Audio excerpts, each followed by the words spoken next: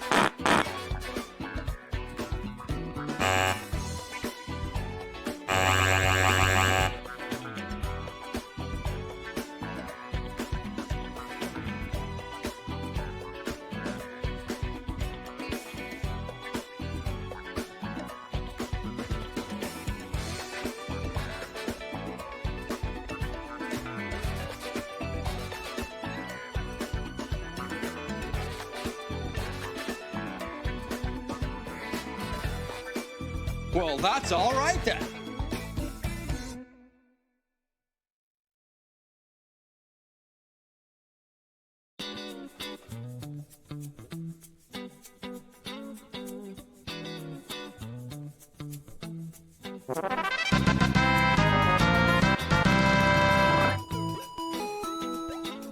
Ring, ring, ring, ring, ring, ring, ring, ding a ding, ding a ding, ring a ding, ring a ding, ring a ding, ring a ding, ring a ding, ring a ding, a ding, a ring, ring, ring, ring a ding.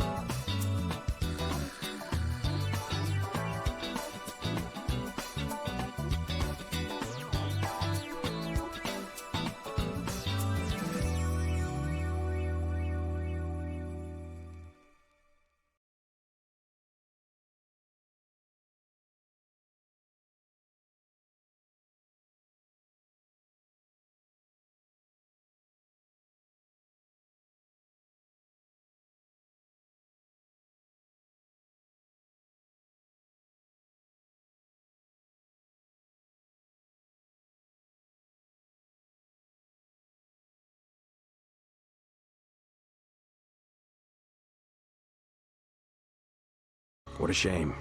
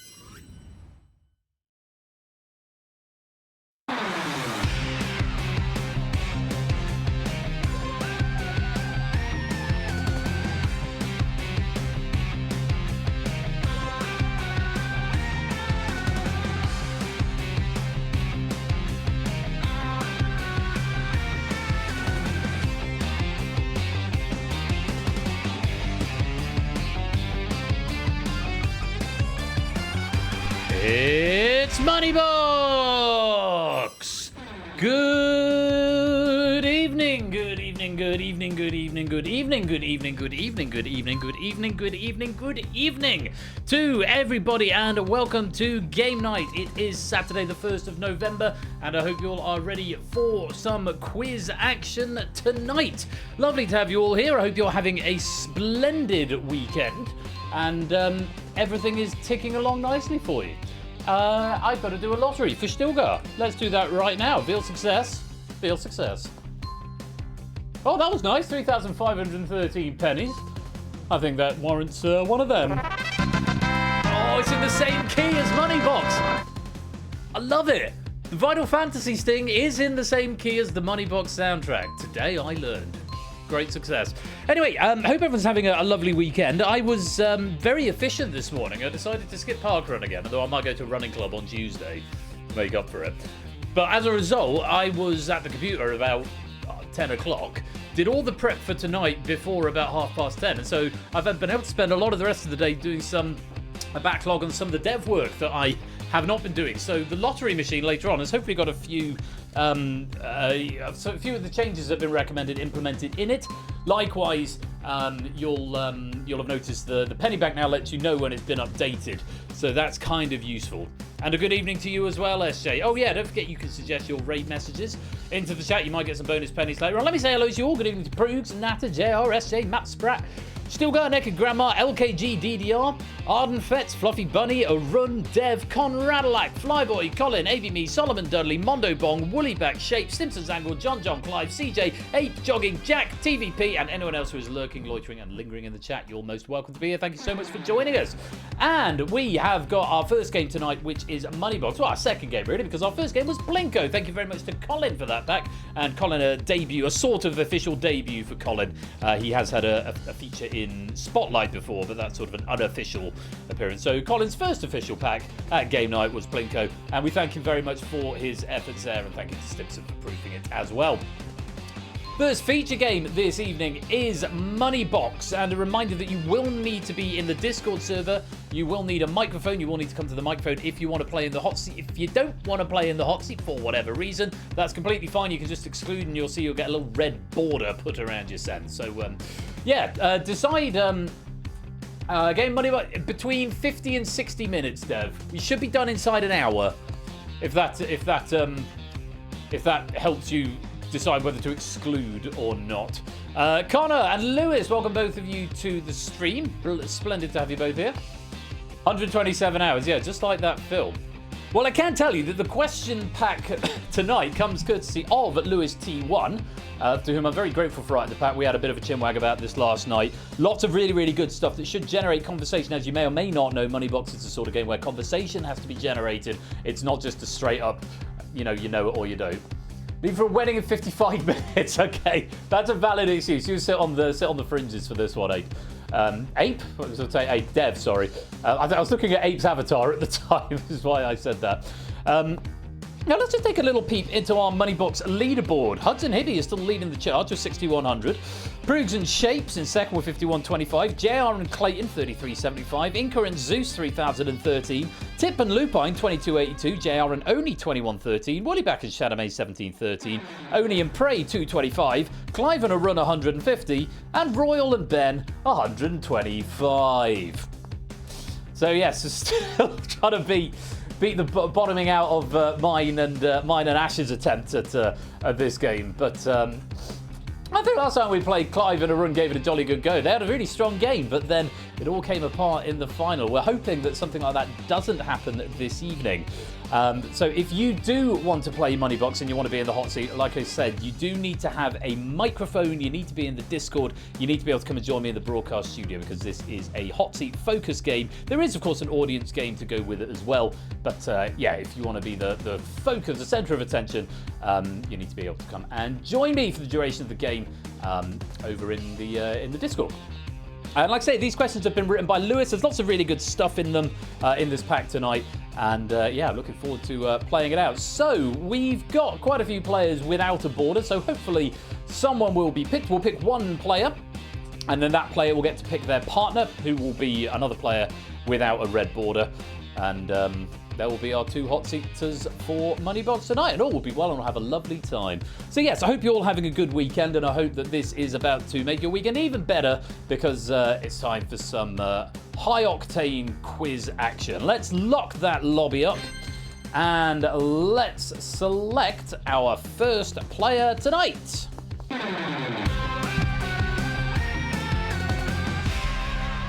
It's Jack Wilfred. Jack Wilfred, welcome to the game. If you would like to make your way to the green room, Lewis will give you a sound test, and then hopefully you can come into the broadcast studio and you'll be able to hear me, and hopefully the game audio tonight, and hopefully Stream will be able to hear you as well, and all will be well.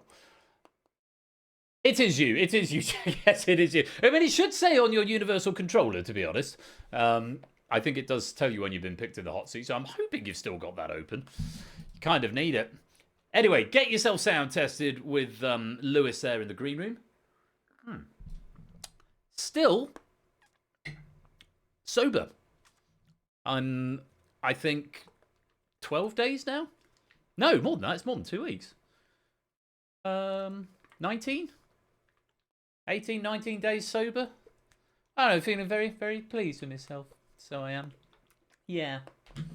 Not bragging or anything. It's just one of those things. I don't need to. You know, it's not an issue, but it feels good. You know, practicing for January, I guess. Right. Hopefully we can get Jack all sorted out audio wise, and I'm hoping the audio parts are all just gonna work. That's the plan. That's the game plan. We'll. And if it works, hooray for me. If it doesn't work, it's JR's fault. Here's a message from our sponsor, Oni. I hope friendship wins. I hope friendship wins as well. Thank you for the 100 bits there, Oni. Hope you're keeping well, my dude. But yeah, if it doesn't work, it's JR's fault. Oh, come no. Oh, come no. Oh, come no. Oh, Jack looks like he's having some issues with the... is there an issue still? Is there an issue happening? Oh, come no. Yeah, so I think that's a possible raid message. Welcome to the stream, Oni. Welcome on in Invasion McMikey as well. Lovely to have you both here. Is everything all right, Lewis? October is over. Oh, there's a noise. Hello, Jack. Hello. How are you? Good. Good. Well, this is a riveting conversation because I was mainly staring at levels and making sure that the sound is working. It looks like there's bars coming up from Discord. Can everyone hear Jack okay? Let's have a conversation, Jack. Jack, so what's your name, Jack, and where'd you come from? As Cilla Blank used to say. I'm currently living in Cheshire, and I am unemployed. So if anybody is actually hiring, hi. Hi. Well, I think you should. I think you should hire this guy. I don't know why I'm doing an impression of Boris Johnson at this point now. But it sounds as though. He's very good at finding jobs for his friends. So. He's very good at finding jobs for his friends. Have you heard of ChatGPT? Are you a fan of ChatGPT? I don't know. Did you see that interview the other day where Boris Johnson can't say ChatGPT? No. Oh, it's really funny. Look at Boris Johnson interview about AI and ChatGPT. Post stream, go have a look. It's it's really stupid. As with those things surrounding the former Prime Minister of the UK. Anyway, Jack, how are you keeping? We're rabbiting on. I think we've got audio now. So are you keeping out of trouble? I'm okay. I'm good. Good. I'm going to play a sound, and I'm hoping that you can hear it. Tell me if you can hear it. Well, that's all right then. I can hear that.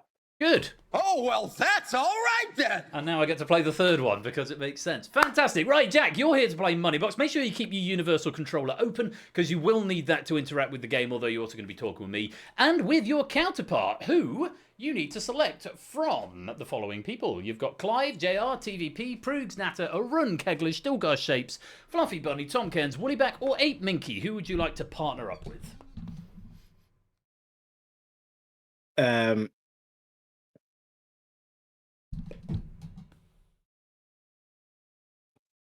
I'd like to pick Arun, if that's all right. Arun Aromatics. Let's set Arun as the player. I will attempt to select Arun Aromatics. Let's find out if it's successful. How about that? There is Arun Aromatics, who's going to get plopped into the green room with Lewis, hopefully, and Lewis will go through the rigmarole. I mean, it's interesting you picked Arun there, Jack, because Arun was with Clive last time we played, but they finished on 150. So I'm guessing Arun is going to want to try and get a bit more. I wasn't aware of that. I can pick someone else if he feels like he's doing too much. You can't pick someone else now without me restarting the game, unfortunately. But you're giving Okay. Arun a chance for redemption here. And Zeus, welcome to the stream. Lovely to have you here. Now, hopefully, you can hear the sound and you can see the video. It's on my webcam, if that makes sense, in the Discord. So hopefully, you can see and hear everything. And in a minute, we'll be able to see and hear Arun as well. And that'll be good. I guess he's getting contestant briefing at the moment.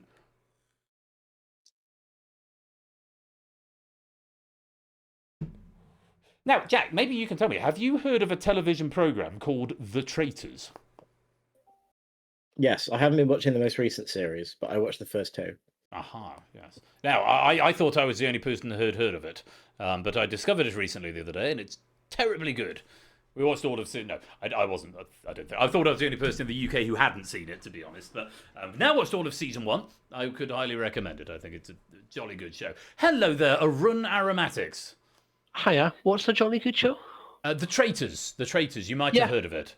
Yeah, I have heard of it. Yeah, You come across it. Yeah, it's it's on, good. It's on BBC One. BBC One. Which Okay. I think a lot of people have now. Also, the iPlayer. good. I think that might be on Sky Boxes. Yeah, I've got You it. can get it on a Skybox. You are a license fee payer, Ben, aren't you? Arun, welcome to the game. It's lovely to have you here. Now, you're back for a second attempt at Moneybox this evening. Now, tell us about the last time you were here. We were doing all right, then we got to the final and utterly crashed. Yes, Because we tried to second guess everything. trying to second guess And it didn't everything. work. It was a little bit of a nightmare at the end because you had such a smooth game with Clive all the way. So last time you got 150 with Clive, and I guess this time you're hoping you can do a little bit better with Jack here. Hopefully, yeah. Well, we'll see what fancied our happens. chances. We'll But then see again, what I happens. fancied our chances last time and we had a disaster. And it didn't quite pan out. Well, look, you can hopefully both see the screen and me and hear me, and I can hear you, and Stream can hear you, and Stream can hear me, and you can hear the game. So all is going to be well. I think I should just give you a quick recap of the rules. Here's how to play. You need to select a coin to go in the money box, and you'll alternate. One of you picks a coin, one of you picks the categories. You can always have a little chat about which category you're going for, maybe try and come up with a strategy. You get the question right. There's only 2 options for each question, and you add the value of the coin to your jackpot. But if you get it wrong, the coin goes out of the game forever. Additionally, watch out for the killer coins. There are 4 of them hidden amongst the 12 coins that we've got. And if you get a question wrong with a killer coin in the money box, you lose half of your accumulated jackpot. So it can sometimes be good to find them early in the game and get them out because they can be very, very damaging towards the end of the game. Those are the rules. You both happy with the instructions? Yeah. Yep. You both ready to play? Let's. Yep. Let's. Very best of luck to you both. Let's play Moneybox. And And here is our category board tonight, courtesy of Lewis. We've got music, desserts, film, games, literature, uncovered gems, holidays, art, geography, history, sport, and internet. Those are your options. And as mentioned, you've got 10 questions that I didn't mention this, but you've got 10 questions that you need to answer. You need to leave 2 of these categories for the final. You will answer all 12 questions, but very important in the final, you don't get any feedback until you answer 2 questions consecutively. And you probably want to leave some categories that you're going to feel reasonably confident on. But those are the values, right from 50 all the way up to 2,000. And of course, there are 4 killers in the game. So you can have a little chat about maybe some strategies, some categories you think you'd like to keep, some that you'd like to get rid of early, and so forth. But that's very much your game to decide how you're going to play it. Let's pop over to the money box. There it is, all beautiful and colourful. And Andrew Maxwell, which is the name that debugs. I'm assuming that's a run. Can you pick a coin? We've got the red one. Andrew, yes. Note to self, I need to change the debugger to debug your Twitch name and not your selected name. So Andrew Maxwell has picked the left red coin. Jack, little opportunity to discuss now, but you've got control of the category. Have a quick chat with Andrew Maxwell and decide what direction you're going to go, and then pick our first category, please. Should we start with the rubbish ones and then progressively get better? My first instinct was uncover gems because I don't know what it means. I agree. Just get that out of the way. I think it's going to be something weird and modern. Okie dokie. Do I know who Andrew Maxwell is? I thought that was a coffee brand, but I'm thinking I might be mixing it up with Maxwell House. That's Maxwell House, Possibly. Wasn't he the Iraq War whistleblower? Andrew Maxwell? I deferred to no, superior you're thinking knowledge. he was the king of comedy. That's who it was. He could have been both. Yeah. At the risk of starting an impromptu podcast, gentlemen, would you like to see some options? Yeah. Let's take a look for uncovered gems.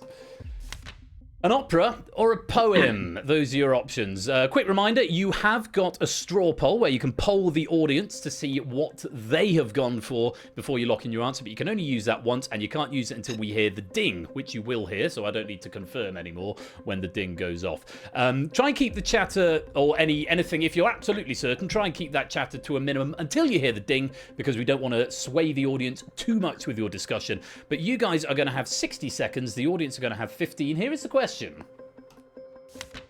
What is Edmond Dedé's Morgiana, which was first presented to the public in 2025, 138 years after its creation? 15 seconds in the audience, 60 seconds for you two to discuss. 45 seconds for you two to discuss. And your time starts now. Well, I don't know. Do you? Wait, as the ding happens, sorry. No, you can chat. You can chat. Fill the dead air, but you just don't say it's 100% X or Y. You'll hear the ding. Wait for it. There it is. Oh, that one. It sounds to me like an opera. It sounds. Operas have names like that. And you wouldn't say presented if it was a poem, would you? Lewis, Because you'd present an opera. You wouldn't. I don't know what the word would be if it's a poem. Cite? But you definitely wouldn't say presented to. You would just say when it was discovered. Yeah, this is either something that was written and never released and lost, or something that was made with the intention of being released later. And I think an opera is more likely to be either. I agree with you. Yeah. We're going opera? Yeah. You have got a straw poll available, but it doesn't sound like you were going in that direction. So shall I lock in opera? Let's lock it in. It's locked in. Let's see what the audience thought of this. Actually, the audience look like they're leaning very heavily in your favour as well. 85% of the audience go for opera, just 15% going for poem there. Let's take a look. Was Morgiana an opera or was it a poem? It certainly was an opera, yes. The first known opera by a black American composer, which was previously lost. When it was found, it was digitised and transcribed over many months and finally performed earlier this year. Very strong start for you two. Now, let's see if now would be a good time to knock one of those 4 killers out of the game. But, of course, it's always a double-edged sword finding big values early on because you want to save them till later because, of course, it's more at risk if you find it early. But at the same time, it gives you a bit of a boost, get some money in the bank and into your jackpot. So, yeah, opinion is somewhat divided. But let's take a look and see what did you bring to your money box.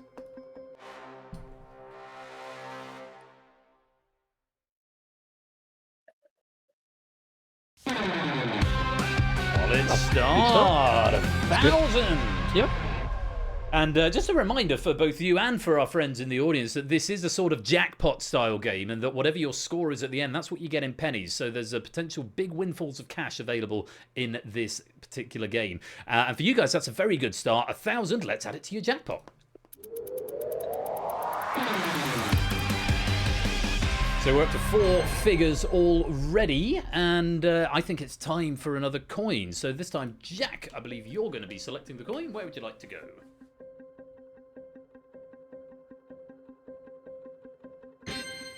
Sticking with the left, going for that blue one.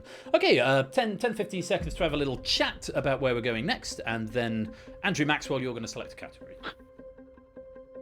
Should we carry on with ones we're iffy on and then progressively get better? I don't like food. Food and Heard drink it here questions. first, folks. Okay. And So should we- desserts is the one I like the least out of all of that. film is the one I like I- the least out of it. Happy to go rid of desserts because I wouldn't. It's definitely not in my top half of the remaining ones. So should we go desserts? Yep, let's go for it. Let's. Desserts is selected. Kegler Coach, welcome to the stream. Let's take a look at our options for the desserts. Tana Ramsey's lemon drizzle cake, or Barney Desmazeries classic Victoria sandwich. Which has got more ingredients, which has less sugar. Fewer sugar, surely. Yeah. No, wait, no. Well, let's take a look, see where the where the question is going. According to bbcgoodfood.com, which of these cakes takes longer to prepare than to bake? 15 seconds in the audience, 45 seconds for you two to discuss, and the timer starts now. I was going to say Tana Ramsey is Gordon's wife, but that's not really helpful to this at all. Okay. So we just have to decide which of these two chefs is more incompetent.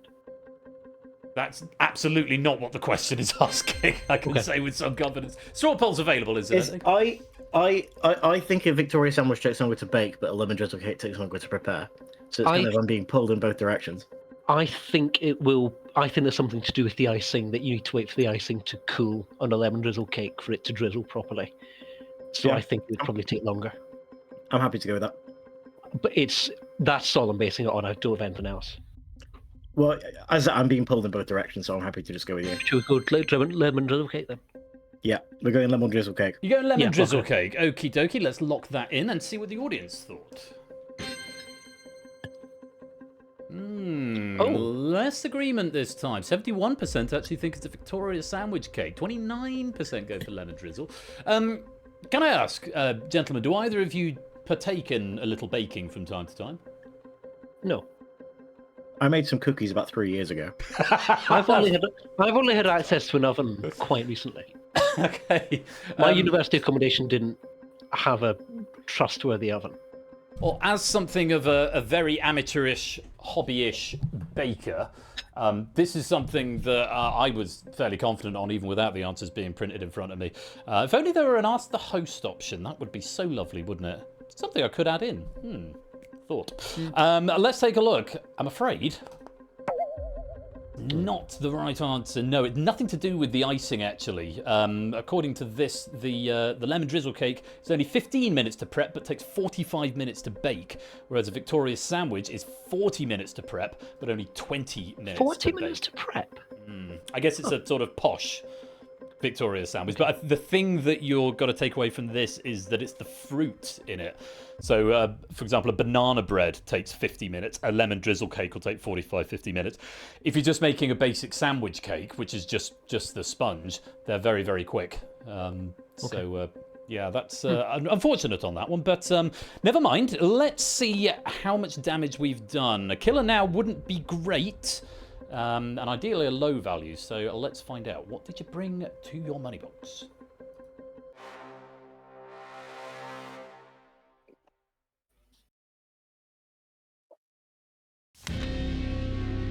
Okay. That's not too bad. That's not too bad. That's not too bad. That's okay. Too bad. 350. Yeah, it's one of the lower end values. It's still a nice chunk of change, but it's not a killer critically. So that's a fairly key thing to take away. So we stick with 1,000, but the 350 goes out of the game forever. And up to the rafters it goes. We'll get the floor manager to find a broom later on and get it down, I'm sure. Now, 2 questions in. Let's take a look how the audience are getting on after 2 questions. Quite a number of players with the maximum 1350. A smattering getting the first one right and the second one wrong, including yourselves. We've got Kegler and Mondo Bong who got the first one wrong but the second one right. And Conrad J.R. Stimpson yet to score, but still plenty of questions to go this evening. So let's do it all over again. We've got a red and a blue taken on the left. Andrew Maxwell, I believe it is your choice to pick a coin. That one's calling to me. Going to the right-hand side, the orange one into your money box it goes. Have a little chat about where you want to go next, and then Jack, if you could pick a category. What's music, holidays film, going to be? Yeah, holidays is also weird. Holidays look is at like that, when you unless go it's- abroad. Thank you. Thanks, Ben. Good thing I'm here, really. Yeah. Can you tell us what sport is as well?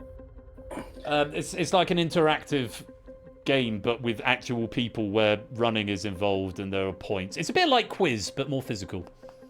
Okay. So not cycling. Okay. Might be. What are we going for? I think I'm gonna go holidays. I think let's go holidays. Holidays? Yep. Holidays it is, rightio. Let's take a peep at a couple of options. Labor Day in the USA or Anzac Day in Australia? Those are your options. And your question: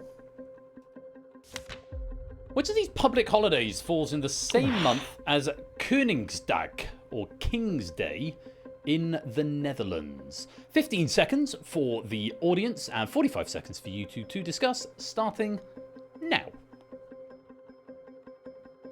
I have a guess. Okay.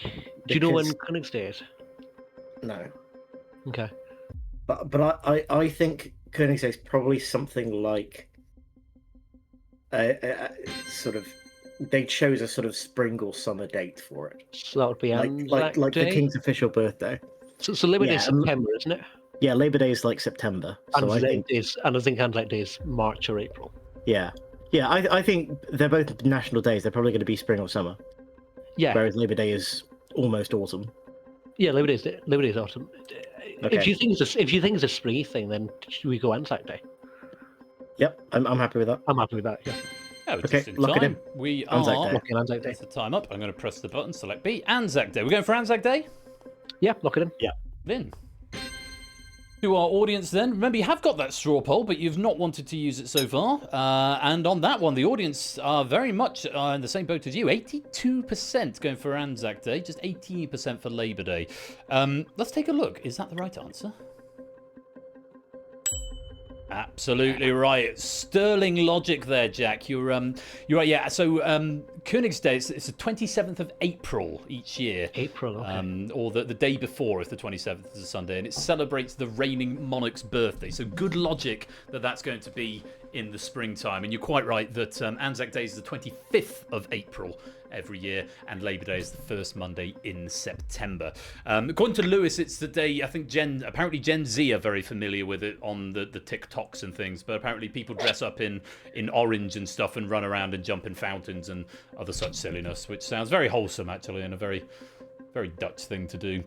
But yes, you're absolutely bang on. Now, still quite a lot of cash available there. We're yet to find any of those killers. Now would be a good time to find one with that correct answer. Yep. Let's... sorry, what were you going to say? I was just muttering. We're just muttering. It's just agreeing with my monologue. Excellent. Well, before I make it any more awkward, I'm going to open the doors and find out what have you brought to your money box.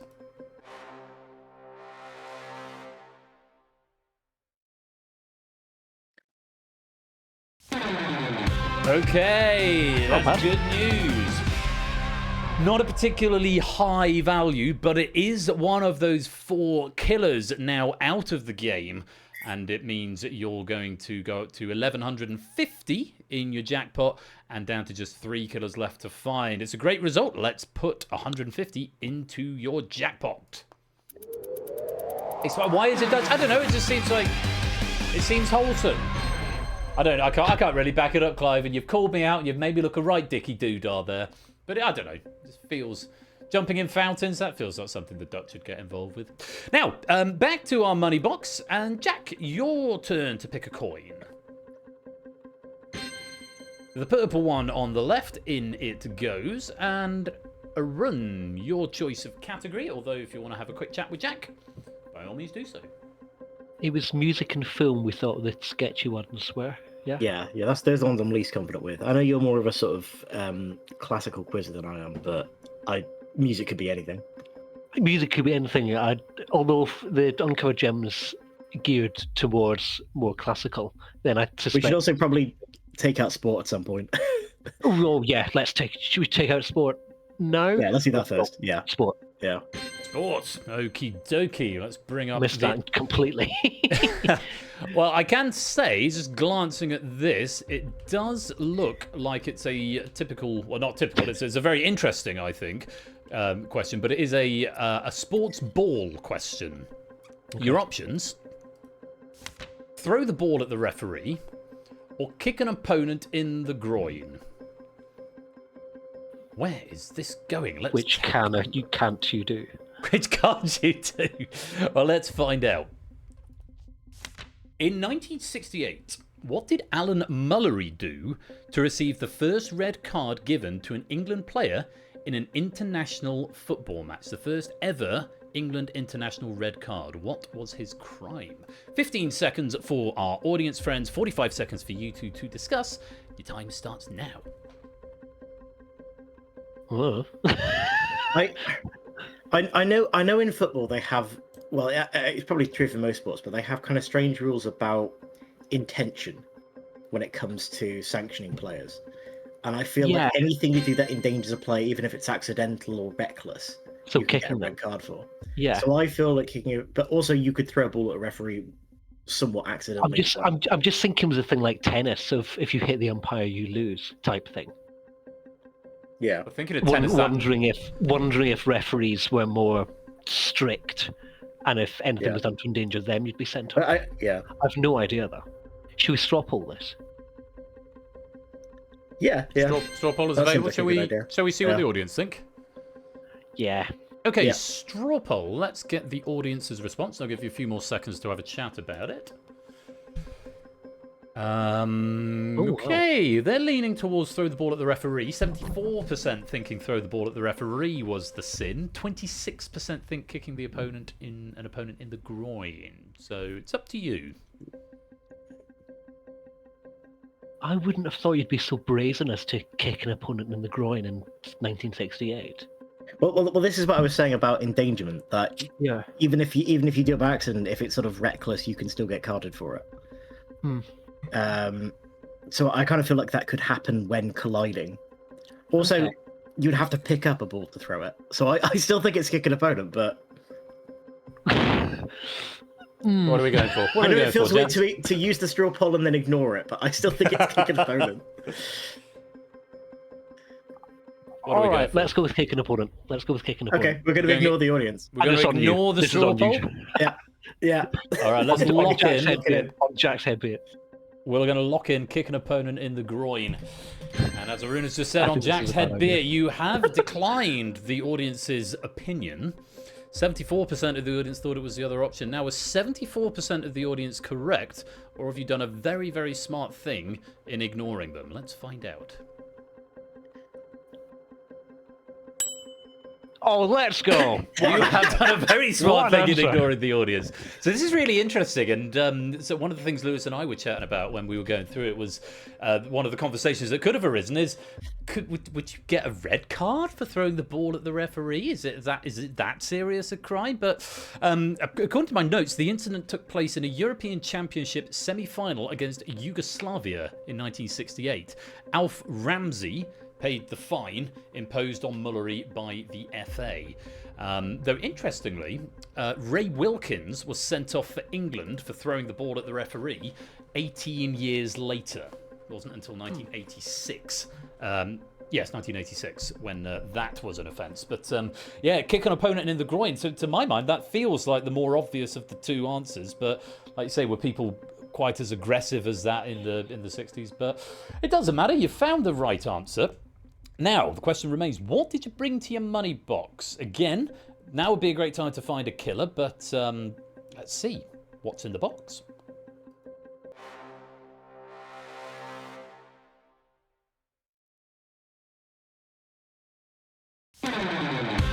Okay, that's not bad. 650. 650.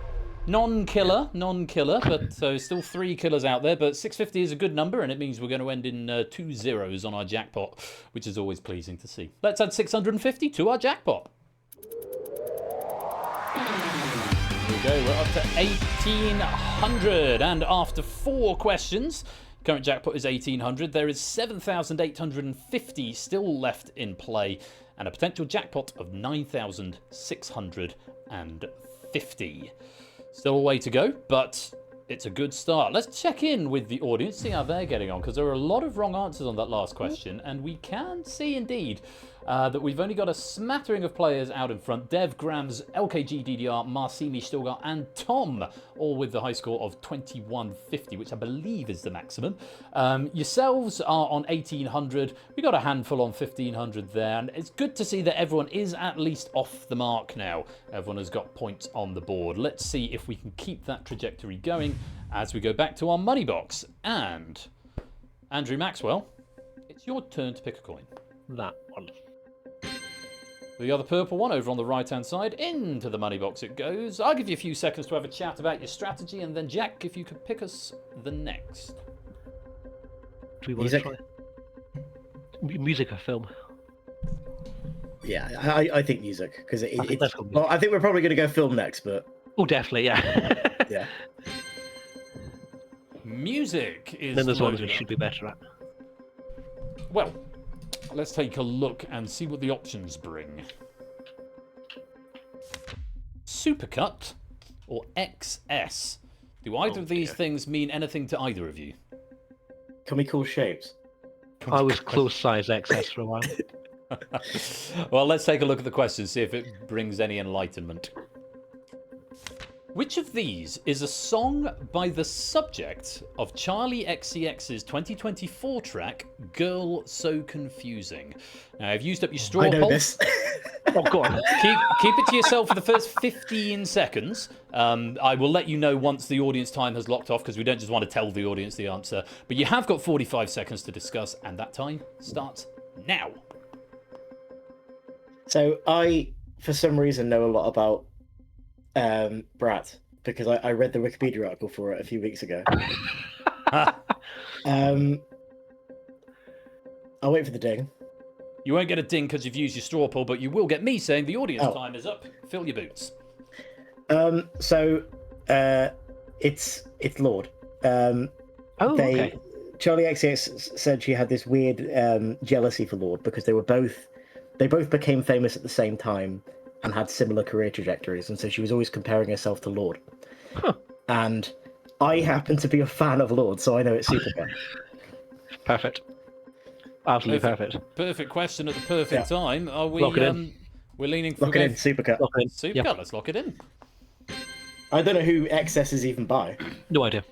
I will furnish you with lots and lots of details in just a minute. 66% of the audience agree with you, and 66% of the audience are absolutely right, as I think you knew, Jack. And good answer. You're bang on. It's a 2017 Lord track where she recounts the memories of a past relationship, hence the name. XS, incidentally, is a 2020 track by Rina Sawayama, and a warning against consumerism, as in it's excess and not extra small. So it was really interesting because I was listening to The Rest is Entertainment, Richard Osman and Marina Hyde's podcast on the way back from Wales on Thursday. And the subject of Taylor Swift's new album came up, where there is a diss track for Charlie XCX. An alleged diss track of Charlie XCX. Yeah, when the question came up and before you said you knew it, I wondered if there was anything to do with that. Well, it's really interesting because actually they referenced this this Lord Charlie XCX beef, and apparently the beef was resolved by Lord basically just phoned Charlie XCX and said, "I had no idea you felt like this." They chatted it all out, and now they're great friends again. Whereas Taylor Swift, I think, was the subject of a Charlie XX or a Lord track, and Taylor Swift has retaliated by doing her own diss track, which is apparently not the best way to go about it. So, interesting. I feel like I should recover from admitting to be a fan of Charlie XCX and Lord by saying I don't particularly care for Taylor Swift. Oh, controversial. To redeem my hipster cred. I thought you were going to say you don't really care for Richard Osman and Marina Hyde. Oh no, that was we would be ending the stream right here if that were the case. Great fan of them. Incidentally, this is a solid example of like admitting to knowing anything for points in a quiz. It's got to be done. Apparently, Rina Sawayama was previously rumored to be the subject of the song, but it turned out it was Lord. So now we've explained everything there is to know about Charlie XCX and Lord, which is excellent, with a smattering of Taylor Swift and Rina Sawayama on the side. Let's find out, what did you bring to your money box? We're gonna get like nothing for this now. Oh, you might be surprised. 1,500. Oh, okay. That will do nicely. That is a very fine amount to be adding on. We're up to 3,300 is what that's going to take us up to. Worth pointing out that we have still got 3 killers in the game, which we're going to try and avoid. And of course, the more money goes into that jackpot, the more could be taken away with a killer on a wrong answer. So just be mindful that there's good money going in, but it's also more money that could be coming out. It's fine, so we're going to get them all right. Of course, so it's academic anyway. Yeah. Well played, let's add 1,500 to your jackpot. And Tom Cairns, welcome to the stream. 3,300 is where we're at. 96.50 still your potential maximum. 63.50 still available on the board. And Jack, it's your turn to pick a coin, please.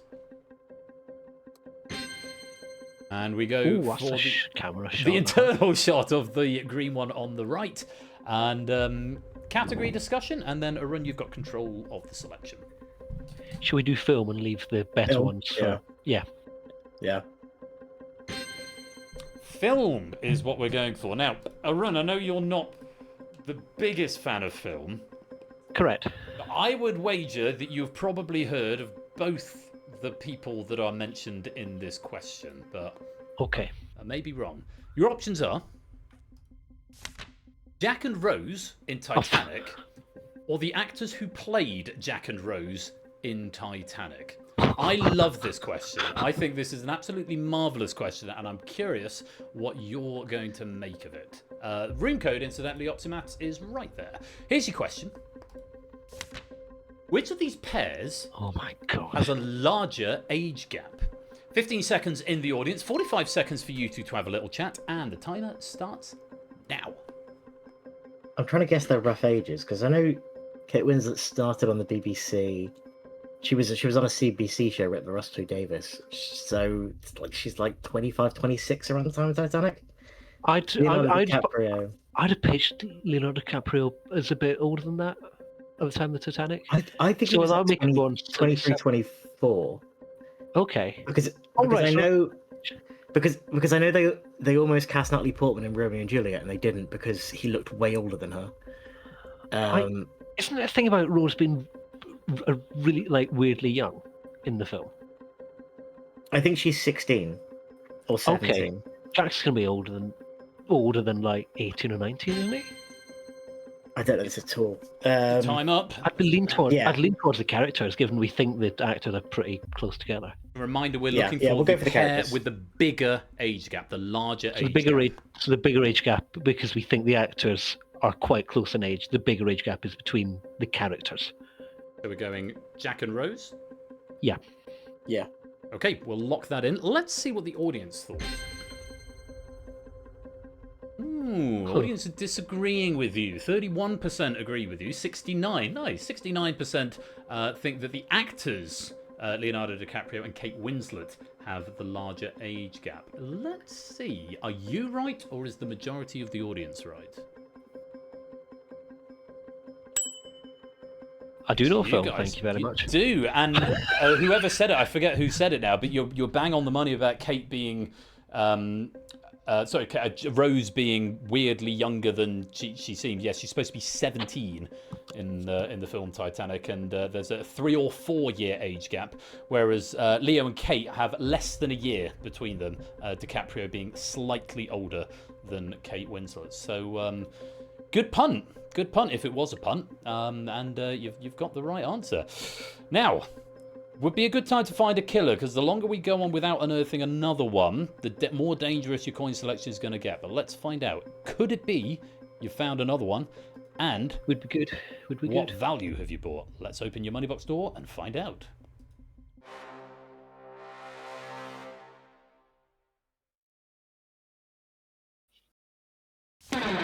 Oh, top of the shop. There we go. 2,000 being added, and with that, your jackpot is really racing up and up.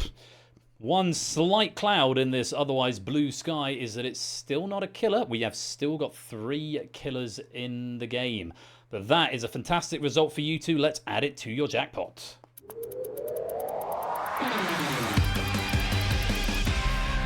$5,300 is your current jackpot. You now have more in your jackpot than is left in play. There's $43.50 still left on the board. Potential maximum of $96.50, and I will stress that $96.50, if you win it, is what you will both win. You don't split it, you get $96.50 each. Just before we play on, let's take a look at the audience leaderboard, see what the standings are like. And you guys have raced to the top spot with 5,300. Let's go.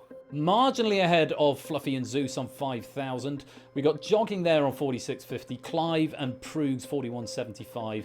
LKG, first timer playing tonight on 41.50. So that's a pretty good going so far, because we're past the halfway point, certainly, of this opening phase. Opsy, who's joined the game late, still yet to score, but we still got quite a few questions to go, so don't worry too much about that, Opsy. Now, we've only got 4 questions left in the main game. We're going to need to leave 2 for the finale. So you probably want to start thinking about which 2 do you want to leave, because of course the way the end game works, if you can be 95% sure on one of the questions, you can all but guarantee yourself the jackpot. Whereas if you take in 2 and you don't know either of them, we could have a sad ending, as a run is all too familiar with. So when we come to the category board, do be having a think, not just about what you want to play now, but what you want to leave for the finale. But for now, it's time to pick another coin. Let's go back to the money box, and a run is your choice. That one. Over on the the right-hand side, I beg your pardon, that yellow one there on the right. Jack, you've got control of the selection, but have a little chat and decide where you want to go. So what do we think are the best for us that we want to put in the final? If I had to pick, it would be... Well, the 4 I'm happiest with are games, history, geography, and internet. Okay. My favourite of those... I think we'd be best having geography in the final. Yeah. I feel history can be quite varied. Yeah. And there's no, we don't even have a time frame for it of history. Yeah.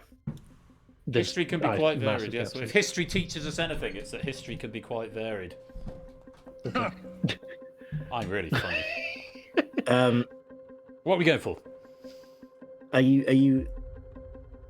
Would you want to keep literature until later, or happy to go for it now? I'd be happy to go for it. I prefer to go with history now, but I also don't mind.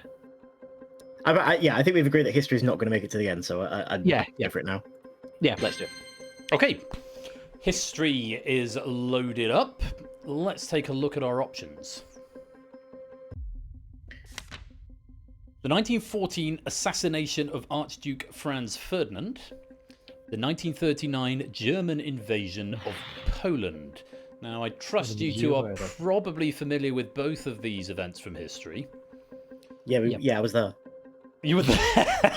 Yeah. Well, you might very well be an expert then, because what I want to know from you two is, which of these World War starting events happened earlier in the day? Earlier in the day? Earlier in the day. I thought that might be the question. I thought, no, they're not going to do that. That's ridiculous. 15 seconds for the audience, 45 secones for you two to discuss, and your time starts now. The only thing I can really say is that Gavrilo Princip was at a cafe, because it wasn't really that planned. Gavrilo Princip was at a cafe having like breakfast or lunch or something, and the Archduke just happened to be passing by, and so he was like, "Okay, I'm going to shoot him." He was having breakfast. Okay. It wasn't. Why would he be going? I don't know whether it was breakfast or lunch or anything, but he was at a cafe, and it wasn't being that breakfast well would be planned. handy. Yeah. Are you gonna invade like early in the morning? Before everyone's up. The only precedent I have for that is that the Russian invasion of Ukraine happened at like dawn. Dawn. Okay. Yeah, I think invasions kind of do that quite often.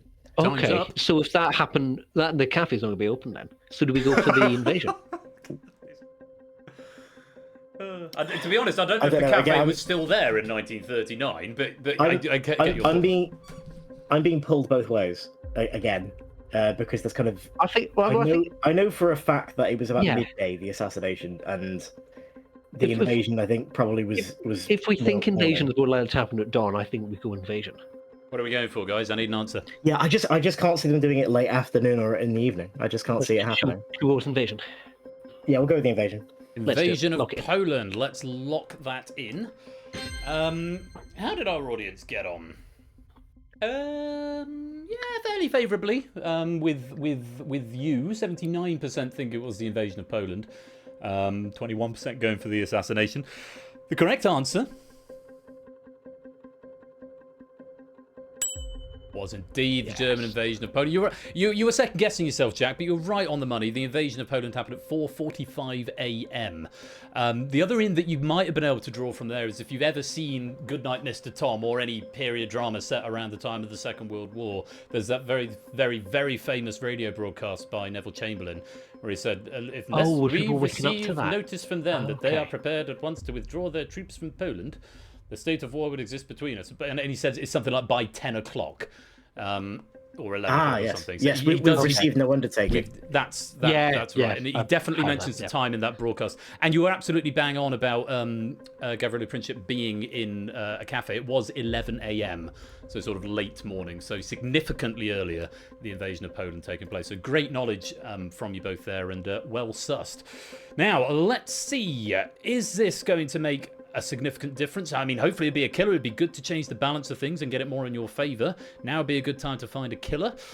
What did you bring to your money box? Thank you, Lewis. I have got range.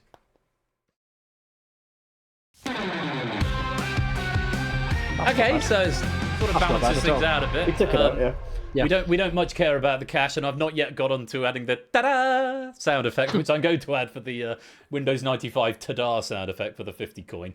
But it is a killer on a right answer, which is exactly what we want to see. So we've already got a good amount of cash accumulated. We're going to add a tiny bit more, but the biggest takeaway from that is we've got another killer out of the game. Well played. Let's add 50 to your jackpot. I would probably just rip it from YouTube, JR. So if you've got it handy, just ping me a DM and I'll, that is on the list of things to do, hopefully before the next game of Moneybox. So 53.50 is what we're up to. Your maximums come down a bit because 50 is obviously in the lower bracket, but 9,200 is still a potential jackpot. 38.50 still left up on that board. Jack, your turn to pick a coin. Where are you going? Orange one on the left-hand side. Into the money box it goes. Just 4 coins left to choose from. Opportunity to pick a category. A run you've got control of the selection. Where are you guys going? So we're keeping geography. Yeah. Is there anything you don't want to keep? Because well, I'm middle as a art. Yeah, I know you're more of a classical quizzer, so. Although I feel literature is probably the most varied of the ones up there now. Thanks, JL. Would you be happy with internet in the final? That would be one of my first choices for the. Because I would back you to know an internet question. I would have no idea. Yeah. But I would back you to know it. So if we're keeping geography and internet, do we just go through literature, games, and art in the order the most content of them? Yeah, sure. Happy with literature then? Yeah, sure. Let's. Literature. Let's take a look at your options. 1984, or The Catcher in the Rye. Where is this going? Let's take a look at the question. I've read one of them. I've read one of them. Which of these books was found in the hotel room of John Hinckley Jr. after his failed attempt to assassinate Ronald Reagan in 1981? 15 seconds for the audience, 45 seconds for you two, and your time starts now. This feels like your sort of content. I have a vague bell ringing in the back of my head, as in, like, I don't actually know this for a fact. I can't really say there's any solid thing in my head, but I think it's The Catcher in the Rye. Thematically, I would also say Catcher in the Rye. I would be surprised. I feel if it was, surprised if it was 1984. I know so much about George Orwell in 1984 that I feel like if it was 1984, I would have heard that fact before. And The Catcher in the Rye kind of rings a bell, and I have not heard this fact. It's American. It's much more American. Yeah. Catcher over 1984. Yeah. I definitely think Catcher in the Rye, especially if you. Okay, we're going Catcher in the Rye. Catcher in the Rye. Let's lock it in. Yeah. To our audience, yeah, that's a good spread for you. 78% going for Catcher in the Rye, 22% for 1984. Was your inkling correct, Jack? Certainly was, yeah. Nice. So 1984 by George Orwell, the book about a totalitarian government, and The Catcher in the Rye by J.D. Salinger, a book about a totalitarian government. So much to split between them. But yeah, it was. You're right, J.D. Salinger it's much more of an American story. 1984, I think, appeals to the more British sensitivity. Curiously, Catcher in the Rye was also what inspired the assassination of John Lennon. So I didn't know that. Yeah, I didn't know that either. It does. I think it's a Jasper Carrot joke where he says the difference between Americans and British people is that we send each other things that we enjoy. So the Americans sent us Action Man and Barbie, and we cherished it and brought it into our homes, and it's now a staple part of every child's life. And we sent them John Lennon, and they shot him, which is pretty much it on the face of it. So Catcher in the Rye was the right answer. Now, still two killers floating out there, and we've got another two questions after this one. This would be a great time to unearth one of those killers, because it means there's only one left out of a potential 4 coins. So that puts the odds very much in your favour. Be a good time to add some more money as well, because we had a bit of a non-event on the last one, but 1750, 1250, both still up there. Let's take a look. What did you bring to your money box?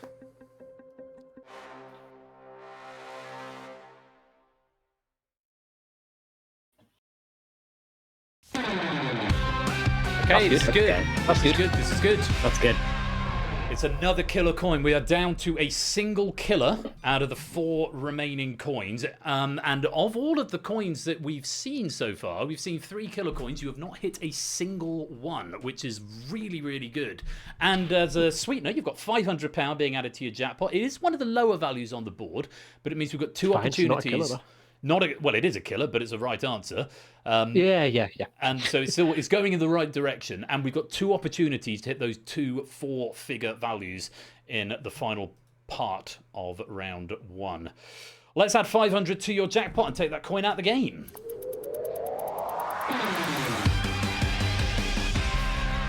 Okay, it's getting jolly serious now. You're up to 5850. I can tell you that the top of the Moneybox leaderboard is Huds and Hibby with 6,100, and you've got hittable. 2 goes hittable. in hand. Absolutely hittable. In fact, if you get both of them right, the minimum you're going to go away with, or the minimum your jackpot is going to end up being, is a lot.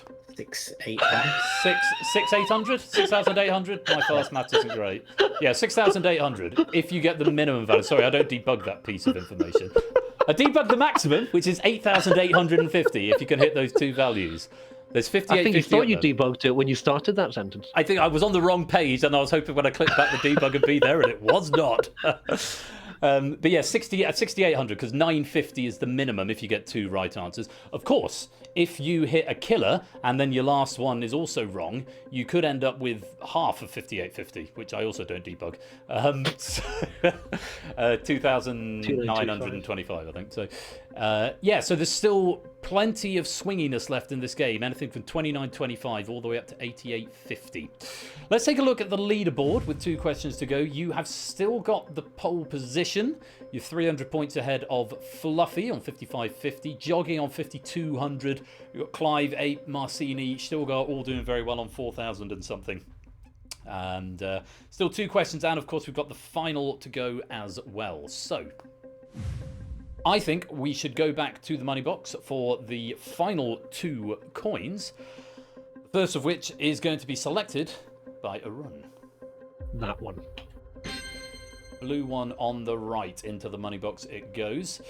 Final, last but one opportunity to discuss your strategy for the final. Jack, you've got control of the category. Where are you going? Are we going art? Let's go with art, yeah. And then games for the final question. Yeah, and then games. Okie dokie. Let's take a look at your options. Fairly straightforward on this one. Left or right? Which year did Van Gogh cut off? You're in the right ballpark with that, but it's not that. It's something slightly different. Over which of his shoulders does Michelangelo's David have a sling slung? If you've never said sling slung before, it's a lot of fun. 15 seconds in the audience, 45 seconds for you two to chat about it, and your time starts now. I can't picture this at all. No, so what I'm going to do is I'm going to try and position myself to sling a sling over my shoulders and see which one. Because you assume the worst thing is I feel I can somewhat picture it, but I can't describe what I can say. Is he holding it in his left or right hand? One would assume he's holding it in his right hand. Is he looking towards it or away from it? Is his arm crossed over his chest? I don't feel like his arms are that visible, so I feel like he's holding it with the arm on the side that it's up. So is he more right-handed? I feel like he looks towards the left, and so therefore it would be the right. Yeah, I'm trying to do it now, and because he's presumably going to be right-handed, and we don't think it's crossed. So should we go right? Yeah. There's definitely no arm crossed over it. I think it's right, but let's go right. Yeah, neither of us really know. We're gonna go right. Yeah, neither of us really know, but we're gonna go right. You say? Yeah. Yeah. Let's lock it in and see what the audience think. It feels like a Mandela effect, this sling thing.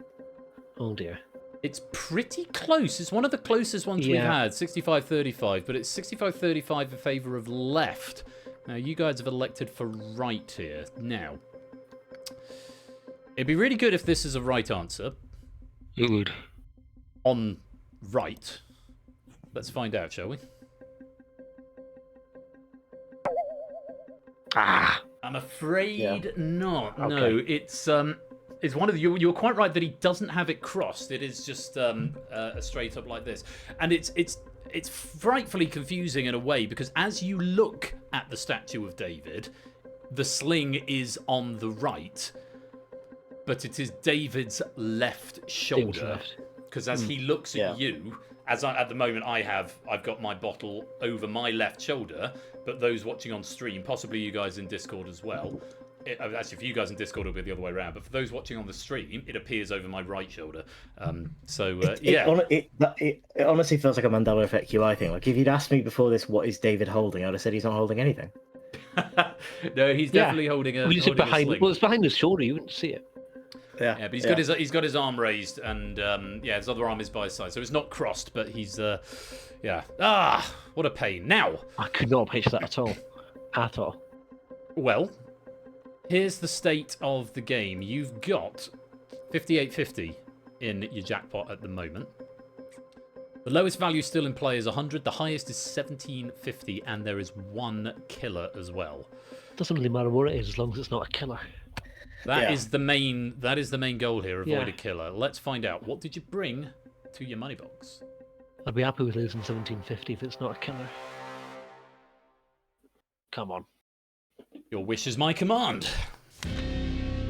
That's fine. That's fine.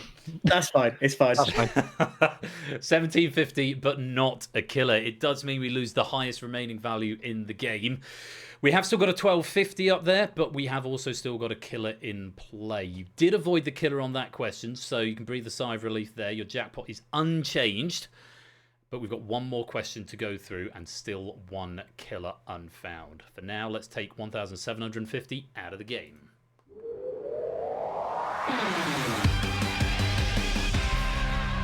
Okay, 100, 850, and 1250 are the remaining values. Your jackpot is 5,850. If you pick the right coin and you get the question correct, your potential jackpot is 7,100.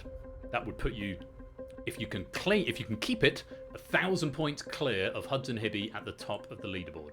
However, if you pick the wrong coin and you get the question wrong, you'll be cut in half to 29.25. So pretty wild, violent swings. Of course, if you get it wrong without a killer, you stay at 58.50. This is sort of the ballpark of what I had last time I was here, and then we got a killer in the last time. It's if you get it wrong without a killer, you stay at 58.50. If you get it right with a lower amount of cash, you could still fall shy of that 6,100 top of the leaderboard if it's the 100 with the right answer. So we're looking for 850 or higher, no killer, and a right answer. That would be the best possible one of the best possible outcomes. Let's go to the money box, and for the final time, Jack, can you select a coin, please? Pick a good one. Go for the red one on the right. Choose wisely. Games, geography, or internet. Whatever you don't pick will be in the final. Games it is. Options for you. Sechs nimmt or Flip 7? You familiar with either of these games? I've heard of the one on the left. Vaguely heard of it, yeah. Take a look at the question. Which of these games is played with a higher number of cards? 15 seconds for the audience, 45 seconds for you two to chat it through. Time starts now. I have got... I'm happy we didn't take this through to the final. So am I. I have absolutely no idea. All I can offer up is that the exclamation mark at the end of Zech nimmt suggests a more frantic game, and perhaps a more frantic game might involve more cards. Okay. I think you were going to say the exclamation mark does not mean it's factorial. Which I wondered if that's where you were going as well for a minute.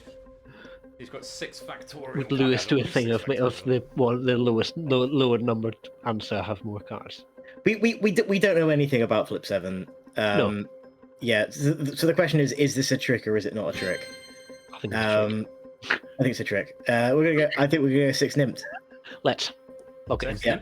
We'll lock it in. Lock it in. Interesting you didn't have your straw poll here because the audience felt quite strongly for one of the answers, and it's the answer you've gone for, Zex Nimmt. 74% of the audience going for that, 26% for Flip 7. I have to say, I've not played either of them. I have heard of both of them. But which one uses the greater number of cards? The correct answer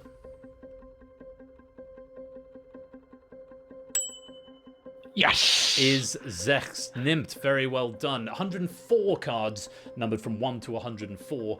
Flip 7 uses 94 cards, a mix of numbers and action cards. Well played. Relief?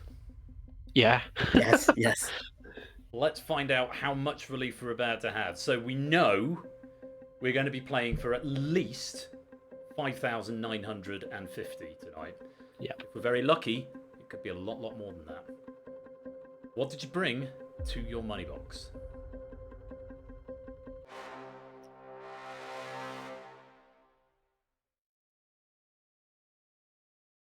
That's good. Right down the middle, That's good, 850. Which means, with that 850 going into your money box, we are looking at a potential jackpot tonight of 6,700 pennies, which would put you at the top. It wasn't a killer, so it was academic in terms of coincidence losing that we've gone to 6-7. Yes, that's the new 69, isn't it? So I gather. Let's put it to the money Yes, box it and is, just yeah. check that my maths is correct on that. It is. There it is. Jackpot tonight is 6,700 pennies. You've built it up. You've done tremendously well over the course of this game. But can you keep it? That is the key question. Just before we go to the final, let's check in with our audience game. You have lost the top spot, I think, when you lost that 1,750 question, but not by a lot. Marcini and Stilgart just marginally ahead with 6,800. Fluffy just behind on 6,400. There's a lot of pennies up on those boards at the moment. Yeah, you should have paid one of them too, Jack. True.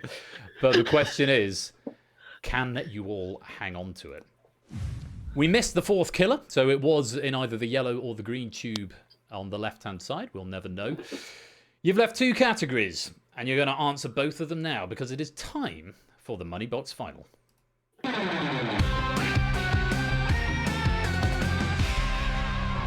A quick recap of the rules for you both. You are both still playing as a team, and you are playing for 6,700 pennies each.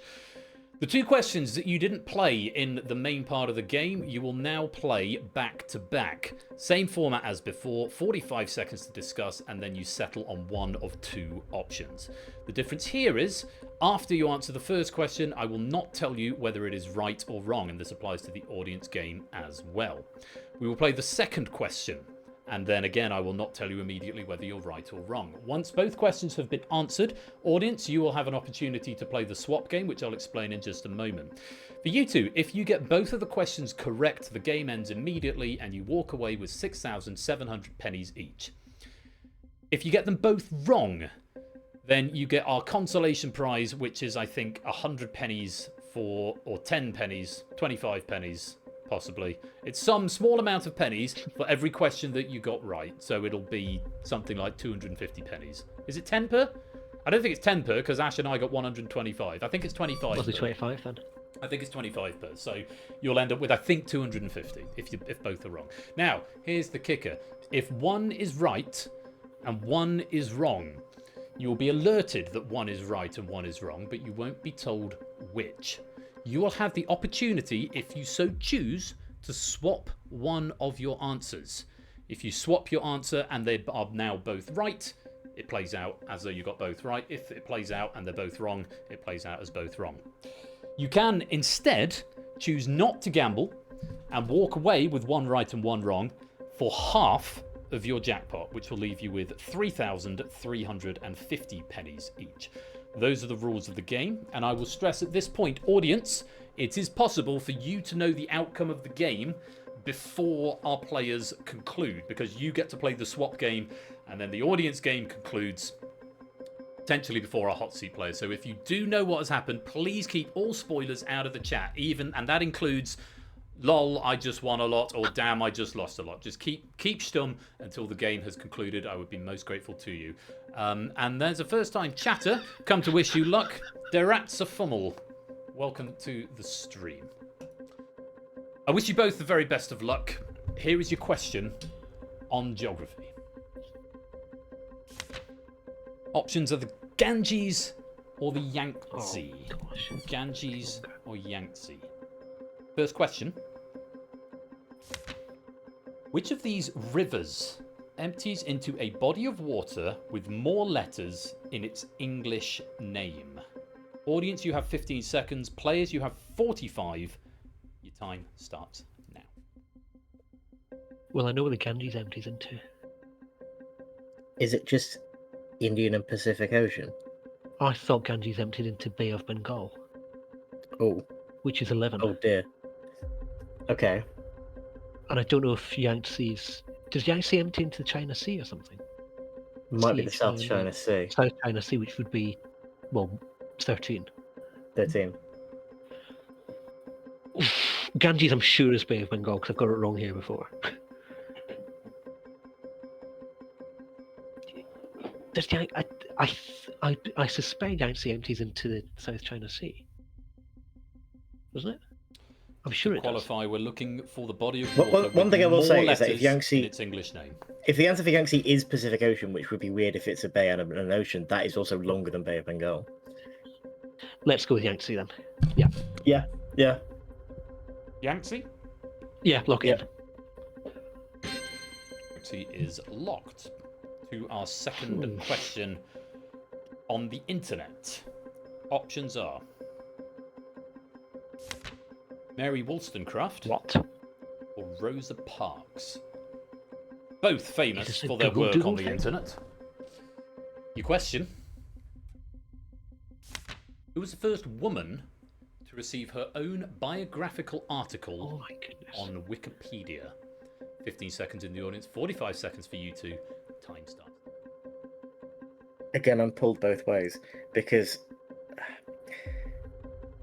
Rosa Parks is American, but That's yeah. Wikipedia has had sort of a long-standing issue with women in general, but particularly black women receiving Wikipedia articles, usually in science. But obviously, Okay. Rosa Parks is sort of a historical figure without And easy a comparison. fairly recent historical figure.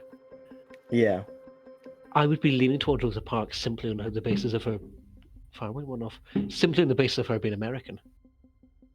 Yeah, I think it's Rosa Parks then. And I don't think Mary Wollstonecraft would be the first British woman that you'd think of to have a wiki page. I'm not exactly sure why Wollstonecraft is notable in her own right. I think she was an author. She was in her she was own a right. she was a feminist writer, yeah. Yeah.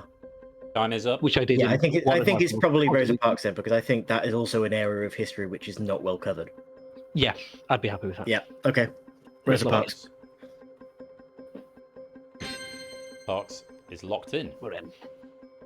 And we go to that famous wide shot with the money box and the sofa of dreams, which is now what that is going to be called from now on. Remind me in case And I chair. forget. The answers that you've played.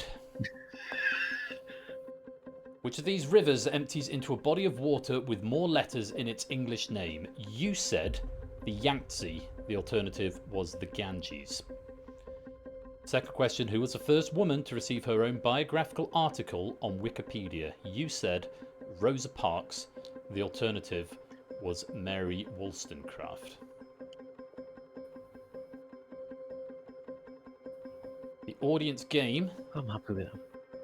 is just wrapping up. The audience game has now concluded. There have been a number of players who have swapped answers. A number of players who banked with just one right. If you guys have Fireworks. got both of these questions correct, your game ends and you walk away with 6,700 pennies each and the top spot on the leaderboard. If both of these are wrong, a run's going to be having a very, very familiar feeling.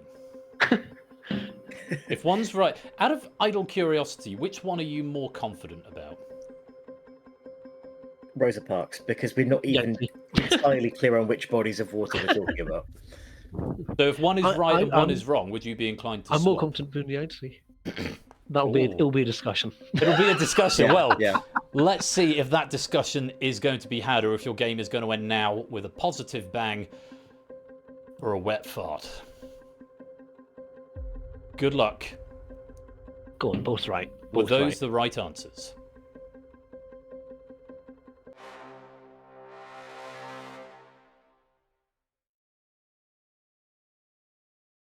Of course they were! Let's go. Let's well go. played, Let's go. guys! 6,700 pennies apiece, and Huds and Hibby are finally dethroned from the top of the leaderboard. We have a new pair of champions, Arun and Jack Wilfred. Congratulations to you both. Incidentally, what were you saying? The Yangtze you thought emptied into which body of water? One of South China Sea or Pacific Ocean. East China Sea. East Which- China. 12 letters Yeah. rather than 13. 12 letters. The Okay. Ganges, you're absolutely right, was the Bay of Bengal with 11 letters. And I did want to say, is there a North China Sea? But then I thought, well, it's the same number of letters, so it doesn't matter. Yes, yeah. Within the same number of letters. Incidentally, Lewis has written here rather snarkily, this is the only time Wikipedia citations are acceptable. Lewis takes his work very seriously, and we love him for it. Absolutely. I know what I'm doing next time Lewis is proofing one of my packs. Not snark, just honest, Lewis saying in the chat. Let's take a look at the final leaderboard for our audience players. It is a gold medal for Marcini, my dude. Congratulations. That is, let's take a look. That is your first game night medal, and it's a golden money box. Enormous congratulations to you, Marcini. Very well played. It's a silver for Fluffy Bunny, which is your second money box silver medal, and the bronze is going to Fetz, and that would be your first bronze to go with the gold that's already there. So now 2 silvers for Fluffy, a bronze and a gold for Arden Fetz, and very many congratulations to Marcini on taking the gold medal, your first game night gold. Very many congratulations to you.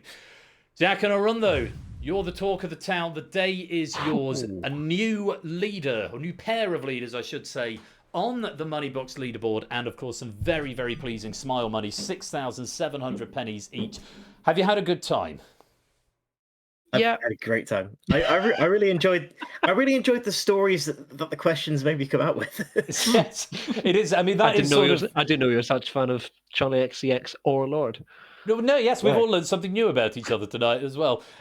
Say the idea of this game is to generate a little bit of conversation between the two, and we have to express our great thanks to Lewis for a wonderful, wonderful pack of Moneybox there, and some really interesting conversations happening, and I've had a thoroughly enjoyable time. It's been lovely having you both here. Congratulations.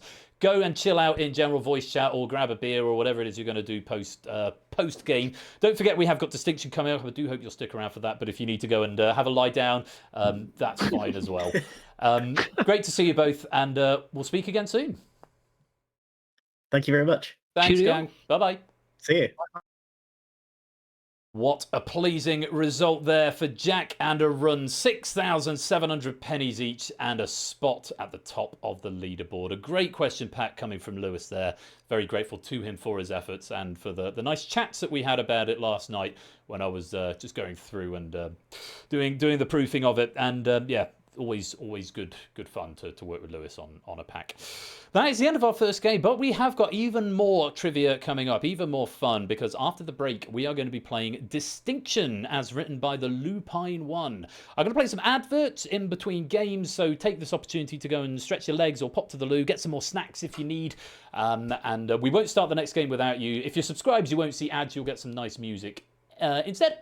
But if you are not subscribed, you'll see some adverts, but like I say, next game won't start until we're back. We'll do a bit of continuity, and then we'll kick off with game number 2 in the shape of Distinction by Ralph. I do hope you'll join me for it. Thank you all for playing Moneybox. I'll see you after the break.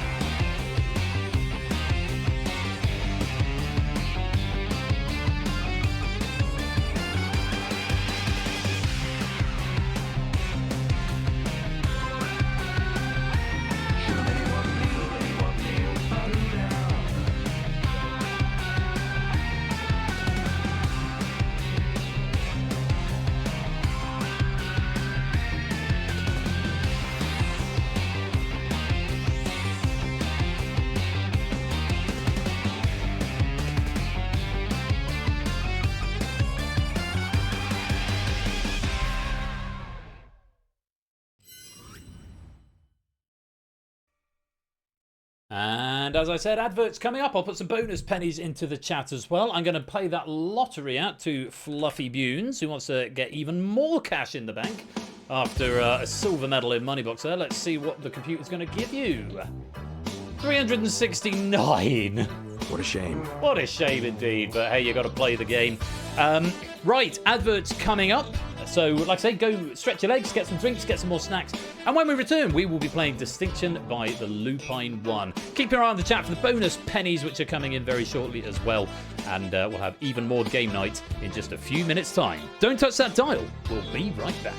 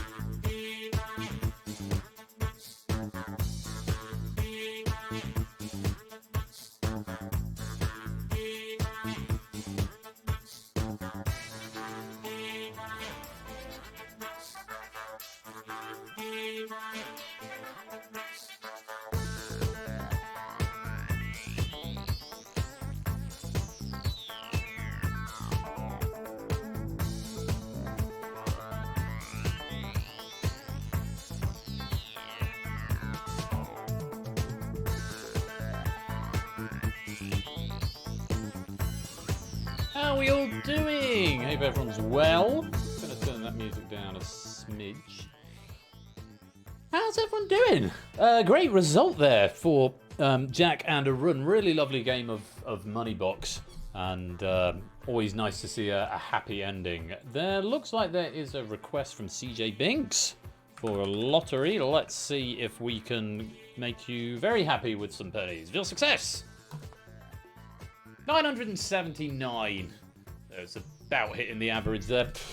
Now, just a couple of bits of continuity to go through before we move on to our second feature game of the night, Distinction by the Lupine One.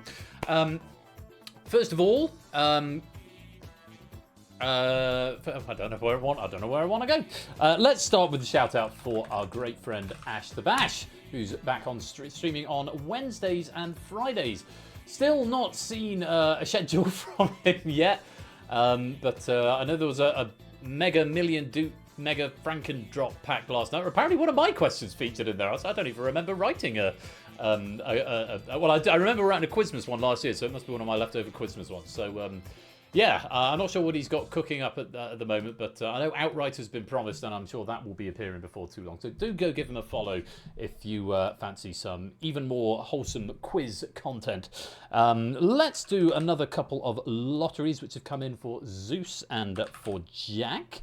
Real success to you both. Oh, but first of all, here's a message from our sponsor, BC. There is no message. There is no message, okay. Well, that's fine. BC, thank you for the 26-month resubscription with Prime. And Pyropimia, I missed you out as well. Thank you for the 51-month subscription. Very grateful to you both for the support. And as also Clive earlier on, resubbing for 71 months. I completely missed that. Peekaboo, I think that must be when I accidentally turned the webcam on. Clive, thank you for 71 months of support. That's nearly 6 years. Goodness me, has it been that long? You're amazing. Thank you very much indeed. And Marcini, TVP as well. Thank you for the 5-month subscription. I missed that because it was literally the first comment of the night as I came live about 3 seconds before. So apologies for missing that. And thank you for the support. Hope to get preferential treatment. I think you know it doesn't work like that by now. Let's award Zeus and Jack their lottery draw. Feel success. 767 to Zeus. 433 to Jack. It's not feeling very generous tonight. It's had one big windfall and everything else has been below the average 1,000, which is a tremendous shame. What a shame. What a shame. Anyway, so go give Ash a follow if you're not doing so already. Things to note from my side of things. There is no stream on Thursday. I'm away with work. I'm in studio recording a new show, so I'm going to be away in Cardiff from Wednesday to Saturday next week. I'm leaving sort of Saturday lunchtime-ish. There is a non-zero chance I might be late next Saturday, but the intention is to get back to stream next Saturday evening, where we've got Crossfire. No, we haven't. I'm looking in the wrong place. No, we have got Crossfire. Crossfire by Stimpson's Angle. The Abyss by Vertigo. And The Pyramid is back. That pack being written by Samson. So Crossfire, The Abyss, and The Pyramid next Saturday. Do come along for that, but no stream on Thursday in my absence. Maybe host a Zoom quiz with your family or some friends perhaps, or go down to the pub, or go for a run or a jog or bake or watch another stream. It's entirely up to you, but I won't be here, I'm afraid. I wish I was, but unfortunately I won't be.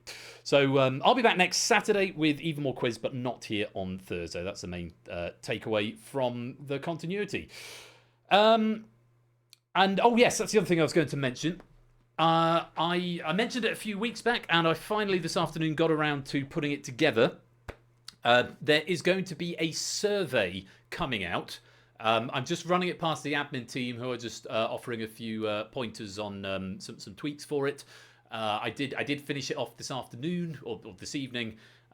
Going to have some tweets. That will be coming out probably before I go to bed this evening, so keep your eye out for an @everyone ping in the Discord server, and if you're not there, the link is there. I will probably keep that survey open for a couple of weeks, and I will plug it at subsequent streams, and I'll post links up in here as well. You do need to sign in with a Google account, but it's marked down as not collecting email addresses, so I won't be collecting your email addresses, but you do have to be logged in, so it means that you can only fill in one survey. There is the option for anonymity. There is an optional box to fill in your name, and that's mainly there in case you want to start a direct conversation with me, or you want me to respond to something directly, if you don't provide your name, I can't respond to you directly, and I can't promise that I will cover it when I do my general feedback. But the idea is for it to be anonymous. So if you want to say something that you maybe wouldn't feel comfortable saying directly to me for whatever reason, this is the opportunity to do it. I haven't done one for about 2.5 years. So these are really valuable exercises. And I want to stress, it probably started out this way when I did my first survey, but these days it is very much, it's not just an ego trip for me, and it's not just an opportunity for you to say, you're amazing. You are welcome to say that, but that is not the reason for doing it. The reason for doing it is to find out which games you like, which games you don't like as much. Are there other things that bother you about the stream, whether it's something relatively minimal, like I wish it started on time regularly, or I wish it started earlier, or I wish it started later, or I wish there were more of them, or I wish the days were or whatever it is, this is the opportunity to have your say. And I do use the feedback not just for the blocking of the schedule and deciding which formats we play, but also for the general shape and the direction that we're taking the channel and the community. So it is very much community driven, community led. So have your say on where, which direction you think you'd like to go. Obviously, I have my own ideas, my own things that I'd like to implement. But as we know, not everything that I do is always a slam dunk, or at the very least, sometimes things take a little bit of refining before they hit the right mark. So please, when this ping comes out, do fill in this survey. It's not terribly long, but it's sort of a mixture of multiple choice and free flow responses. So feel free to be as detailed or as sparse as you like when it comes out. And there's other things. It's like, how often do you watch game night? So that's really useful metrics for me to so please do just be brutally honest. But again, feel free to say positive things as well as constructive things. As I say, one of my admins in the chat is actually saying they think it's quite well put together, but it could open up the avenue to things that sound constructive, but I might take personally. So I'm sort of, I need to mentally prepare myself for that, but I do want you to be honest with how you feel and the things that you think would be for the benefit of the channel and the community and driving things forward. So that's going to be coming out probably in the next couple of hours. So if you would like to fill that in, I would be really, really interested in hearing your feedback. There we go. That is all I'm going to say on that for now. Again, I'll be plugging it in subsequent streams, not on Thursday because I'm not here, but next Saturday when I'm back. It is time for some more quiz. Hurrah and huzzah. So refresh your universal controllers, get them ready, and the room code will be on the screen in just a minute, because it is time for the Barber Poll of Joy and the VR headset of news. I hope you're ready to play. It's a pack that's been written by the Lupine One. It's time for Distinction.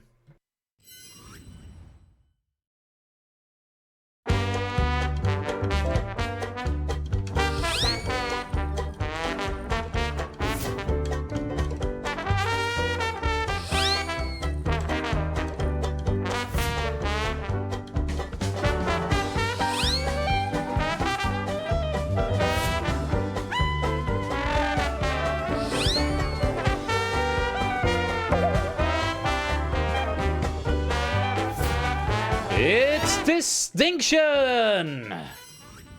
It's a bit where I normally say good evening, good evening, good evening, good evening. It works so well off the back of this game introduction, but alas, not to be this time. Welcome to the stream, by the way, Toot and Vertigo, BC and Davidovich. Lovely to have you all here. Welcome to the stream and welcome to the game. If you're coming to play Distinction, the room code you need is there on the screen and it's now there in the chat. Don't forget, you can also suggest your raid messages. I've had quite a few come in. I've highlighted 6 so far that have caught my eye.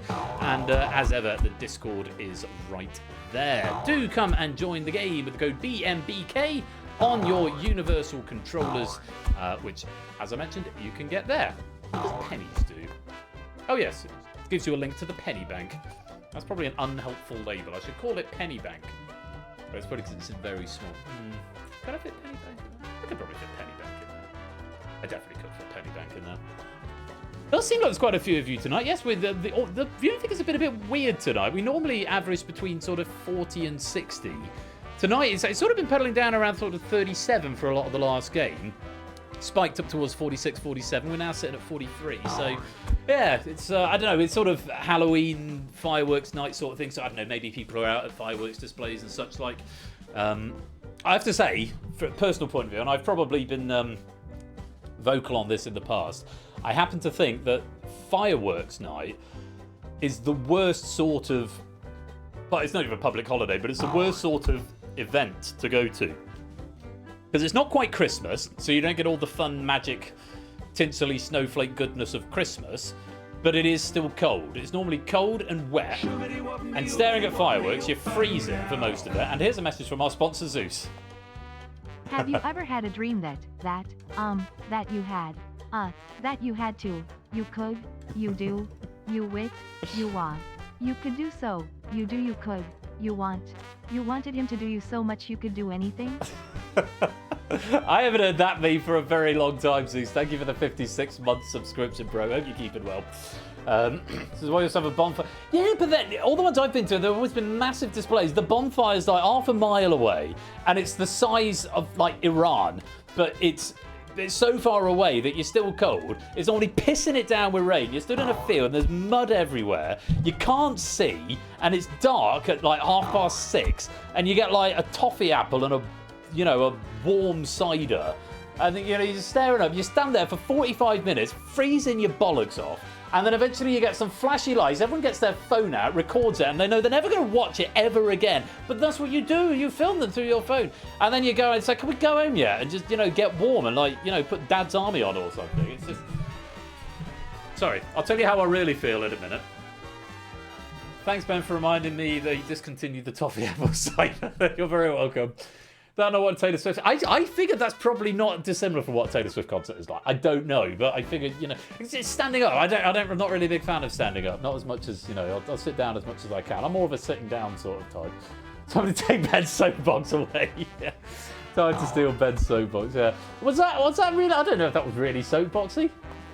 Little rant. Score, welcome to the stream, by the way. Hope you're well. A bonfire the side. Did I say a run? Yeah, that might have been taken the wrong way. Yes, the bonfire the size of Iran. Not a small bonfire, it's just far away. Indeed so. Now, last chance to come and join, because we're going to get on with this game of distinction very, very soon. I'm looking forward to this pack. It was written by Lupine, it's been proofed by me, and there's a really good mix of questions in here. So there should be something for everyone, and I'm hoping we're all going to have a lot of fun with this pack. That is the idea of distinction. I might give the loot just once more round, and then I think we'll close up the lobby and get on with the quiz. I can mute... Do I mute that one now? I don't know. No, I'll leave that one on. No, the loop is going to be too long, so I'm not going to wait for the loop. I'm going to end it now. Let's lock the lobby and get on with the quiz. It's time to play Distinction! Ooh, that's something we haven't seen before. We've got a landslide board. Landslide in favour of the right. So yeah, so it's basically, here we have the American election results. Anyway, 8, 10, and 12 are the answer board counts there. The Wi-Fi towers, yes, the Wi-Fi towers. You've got 8 on the first board, 10 on the centre board, 12 on the right, for a total of 30 answers available. How this game works, you've got 60 seconds to give me up to 3 answers. Those answers can come from anywhere. They can all come from one board. You can have 1 from each, or you can have 2 from one and 1 from another. If you're the first player to say the answer, you get 20 points for it. If you say the answer within 5 seconds of the first player to say it, i.e. before it flips around on the graphics, then you get a pity point, or 5 pity points, I should say, but not 20. Thereafter, no points if you say that answer again. So you've got to keep half an eye on the broadcast, and of course you've got latency. It can make it a bit challenging. So it's pretty much typing fast and furious, because you want to be the first person to say the correct answer to maximize your points. There's a bonus answer hidden, 1 on each board, which is worth 30 points if you can unearth it. So, yes, be the first to say the answers and all will be well. That's how this round works.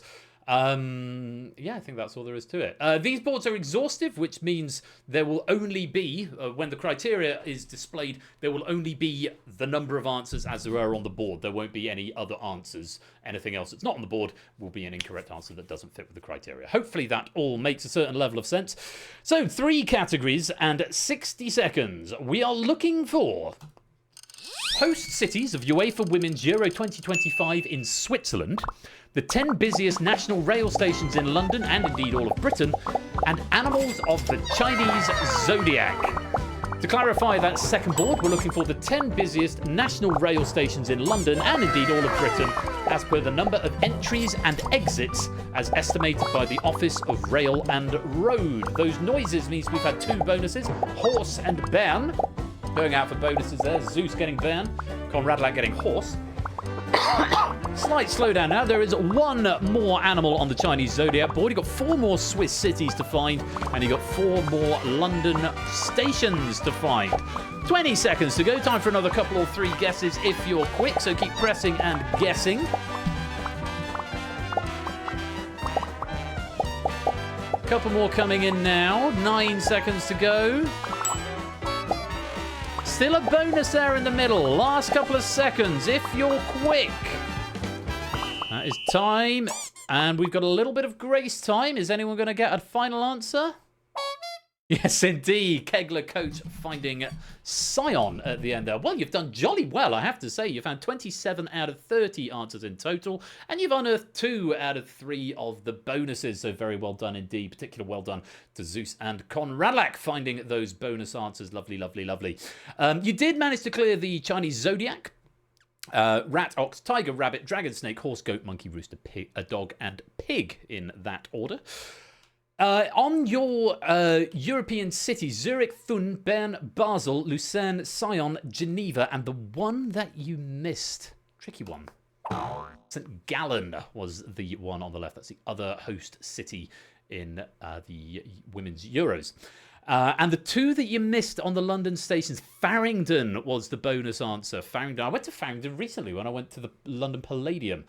We had to change. We had to go to 3 Bridges, I think, or Horsham, and then to Farringdon. We changed at Farringdon to get the underground to Covent Garden, I think, or somewhere near there, to get to the London Palladium. So Farringdon was one of them, and Bond Street was the other, that famous Monopoly property. So those are the 3 missed out there, but you've still done awfully well. You've managed to cover 27 answers. Let's go to the VR headset of news and check out the scores. So, at the bottom end, a couple of players yet to score, but don't worry because there's still plenty to go. There are not many yet to score. Briggs and Marcini both managing to pick up 5 points there. As did JR and Colin. Jack, CJ got 10. Flyboy and Fetz both on 15. Stilgar and Kegler and Blessed Wooly and AB Me all got 20. Tom and Solomon managed to pick up 25 apiece. As did Mantissa and Fluffy. Toot, Stimson and Shapes all getting 30. Vertigo managed to find 35, as did Conrad. Clive's in 5th with 45. Nando and Ben tied in 3rd with 60. Cinderella's in 2nd with 65, but leading the pack at the moment with a massive 80 points after our first round. It's Zeus. Fast and Furious typing drift, indeed so. So, that's the first pass, that's the first round. Most of us getting some points on the boards. Let's see what we can do. If anyone wants to join, by the way, now is the opportunity to do so while the room code is there, BMBK. And universal controller right there if you need it. But in the absence of anyone coming down the stairs, and I did leave the lobby open for quite a while at the start of the game, let's play on. Round 2. Zeus is the in the lead guy. He certainly is. So, we're going on to round number 2. Similar in a way, but also completely different.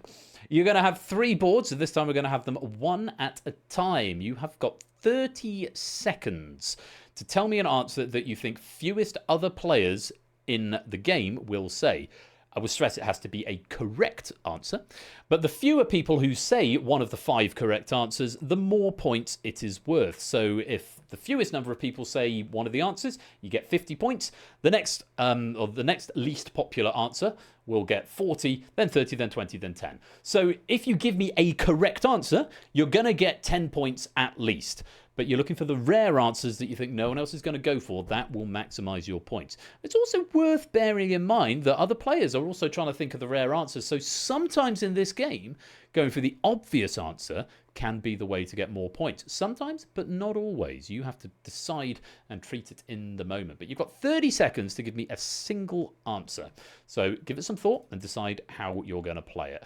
Here's our first board, just 5 answers available here, and we're looking for the 5 most populous states in the USA. This is as of the 2020 census.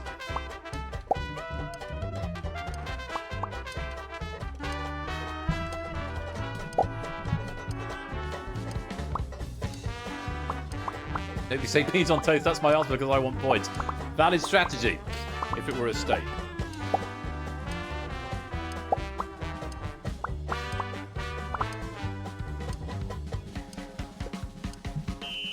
That is an answer from everybody.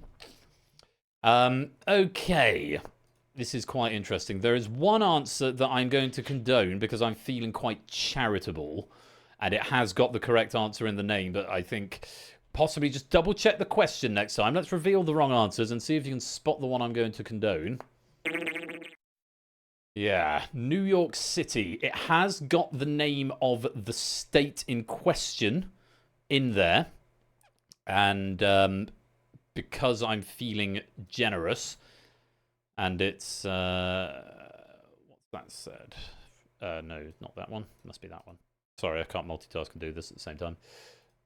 Well, I've said I'm going to now, Colin. So thank you for the input, but we tend to not. Your fault for being tired. Yeah, once I made a decision, don't make me second guess myself, and wait for me to ask for an opinion, which I very rarely will when it comes to market questions. But thank you for your integrity. But yes, because it has got the name of the thing that we're looking for, it's just added the word city to the end. I'm going to be charitable on this occasion, and I am going to condone New York City. Okay. Others are wrong answers. Alaska's big, but there's only 7 people who live there. 7 people and a couple of dolphins. So Alaska is not a right answer, unfortunately. Illinois, Fetz and Solomon, I believe, is number 6.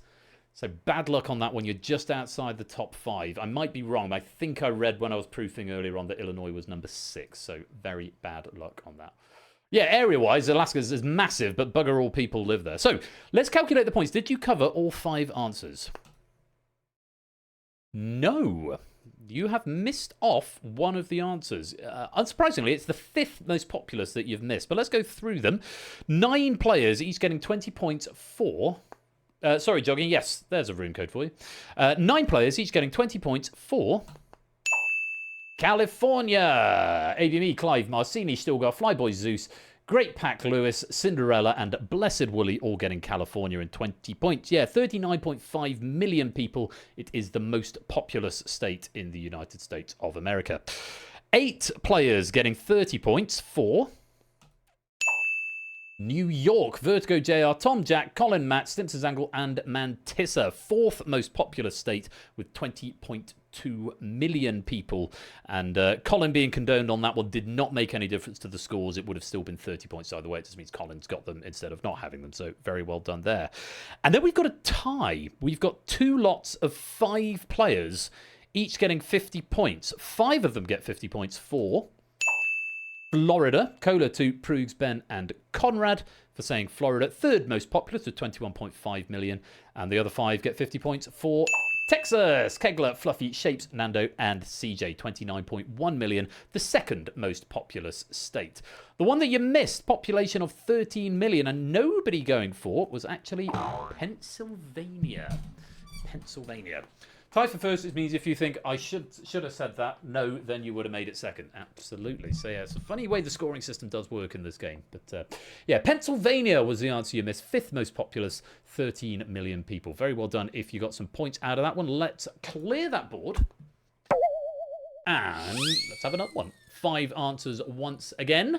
And I will... There's quite a few variants on all of these, but I will be charitable more in your favour, not least of all because they're short answers. But do watch your typing before you press enter, as is often the way when we have shorter answers. The spell checker is a little more ruthless because it's got an 80% tolerance, and if there's not more than 5 letters, then it doesn't work as effectively. So just double check before you press enter on this one. We are looking for film ratings used in the USA as given by the Motion Picture Association.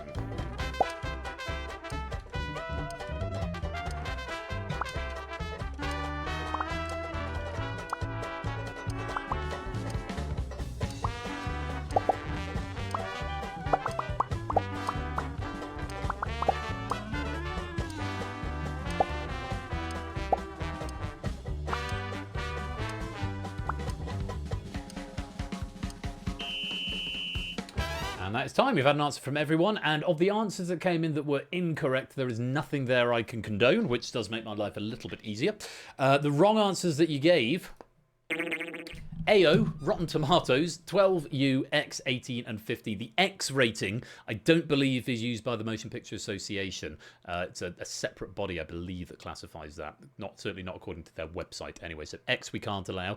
15, 18, 12 and U are all used by the British Board of Film Classification, the BBFC. They're British standards, but not American ones. There are some overlaps, but none of those, I'm afraid. Rotten Tomatoes is a critic website. It's not, I think we may have slightly misunderstood what we mean by ratings there. And AO, I'm not familiar with J. I'm not sure what you were getting at there, but it is not one of the answers I've got down. Everything else, though, is a correct answer. The question is, did you cover all 5 answers? I think you've missed one. Oh, adults only. No, that is not the official rating that is used. I'll explain what it is in just a minute. It might be a PEGI thing. Well, no, because PEGI 18. But yes, we needed the official names of the titles. I think you've missed one. Let's have a look. You have. Really, really interesting here. So we've got a tie in 3rd place. 7 people getting 30 points each for... PG-13, Solomon, Jack, Stilgar, Fluffy Bunny, Prude, Cinderella, and Mantissa. Yeah, so PG-13, some material may be inappropriate for children under 13. Parents are urged to be cautious. Some material may be inappropriate for pre-teenagers. That's PG-13. Another 7 people getting 30 points for... G. AB Me, Clive, Fetz, Kegler, Matt, Nando, and CJ Binks. G is the equivalent of a U in the UK. I think it means general, all ages admitted, nothing that would offend parents for viewing by children. So G is sort of the equivalent of U. PG-13 is kind of the equivalent of a 15 over here in the UK, but it's sort of 30. It's subtly different. It's not exactly the same. You don't have an exact translation, but PG-13 is about as close as you can get to a... it's sort of halfway between a 15 and a 12 is what you'd have in the UK. So 7 players getting 30 points for that. Well played. 6 people getting 40 points for...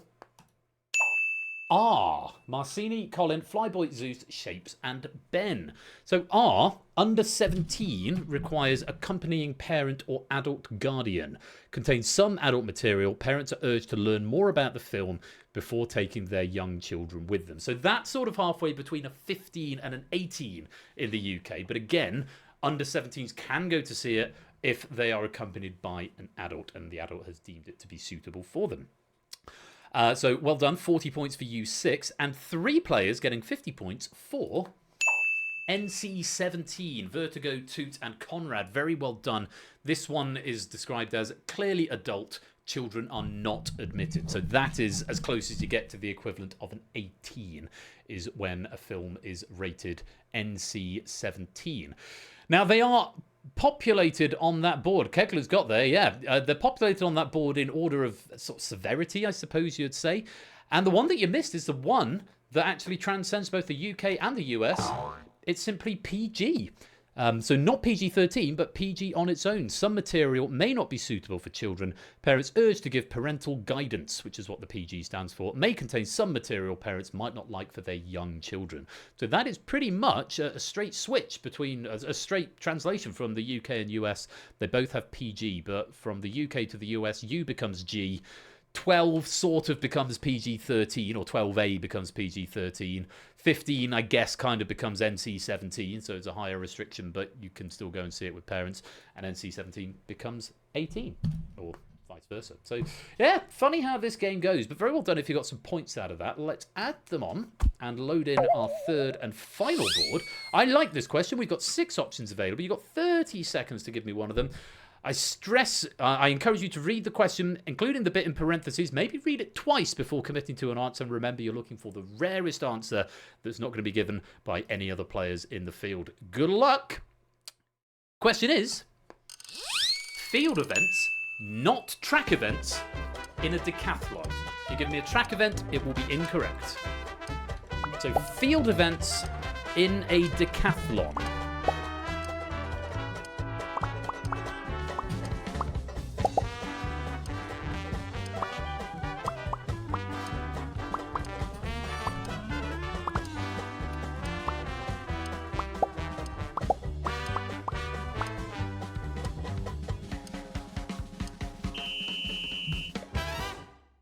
Okie dokie.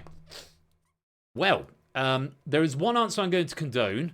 Again, feeling him with being generous and how I gave an answer New York City earlier on.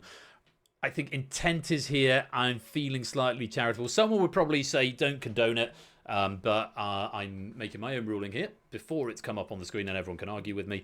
I've made my decision. So the wrong answers, there's just the one that I need to condone here. 110 meter hurdles, I'm afraid, is a track event. It is in a decathlon, but it's a track event, not a field event, ABV, so that won't count. Marcini, that's the one I'm going to condone because it is, it's in the right sort of ballpark. And I can tell what you're getting at. You've sort of got the keyword. So, and I'm, like I said, I'm feeling slightly generous, so I'm going to be consistent, and I am going to allow pole jump as the answer that it should have been. Click, condone. There we go.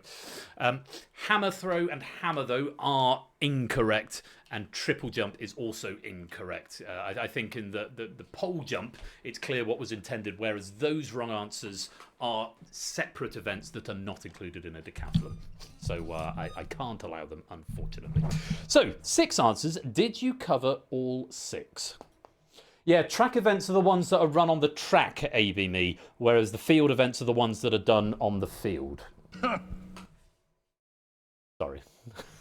My bad. I don't feel good about that. But I thought it was quite funny, though. Love you, ABME. Right. 6 answers, and you have... I'm terribly rude. Terribly rude. You have covered all 6 answers this time, and we've got a 3-way tie and a 2-way tie, which is very interesting. I think that the answer that is perhaps the most obvious is the one with the most points, and the one that is the most rarefied is probably the one that has gone for the fewest points. But let's see if you agree, because 7 people got 10 points for discus. Colin, Fluffy, Tokyo Mole, Matt, Toot, Proogs, and Conrad. 10 points for discus. Very well played. Now we've got a 3-way tie. We've got 5 lots of players. Sorry, 3 lots of 5 players. I'll get my nomenclature right. 3 lots of 5 players, all getting 40 points.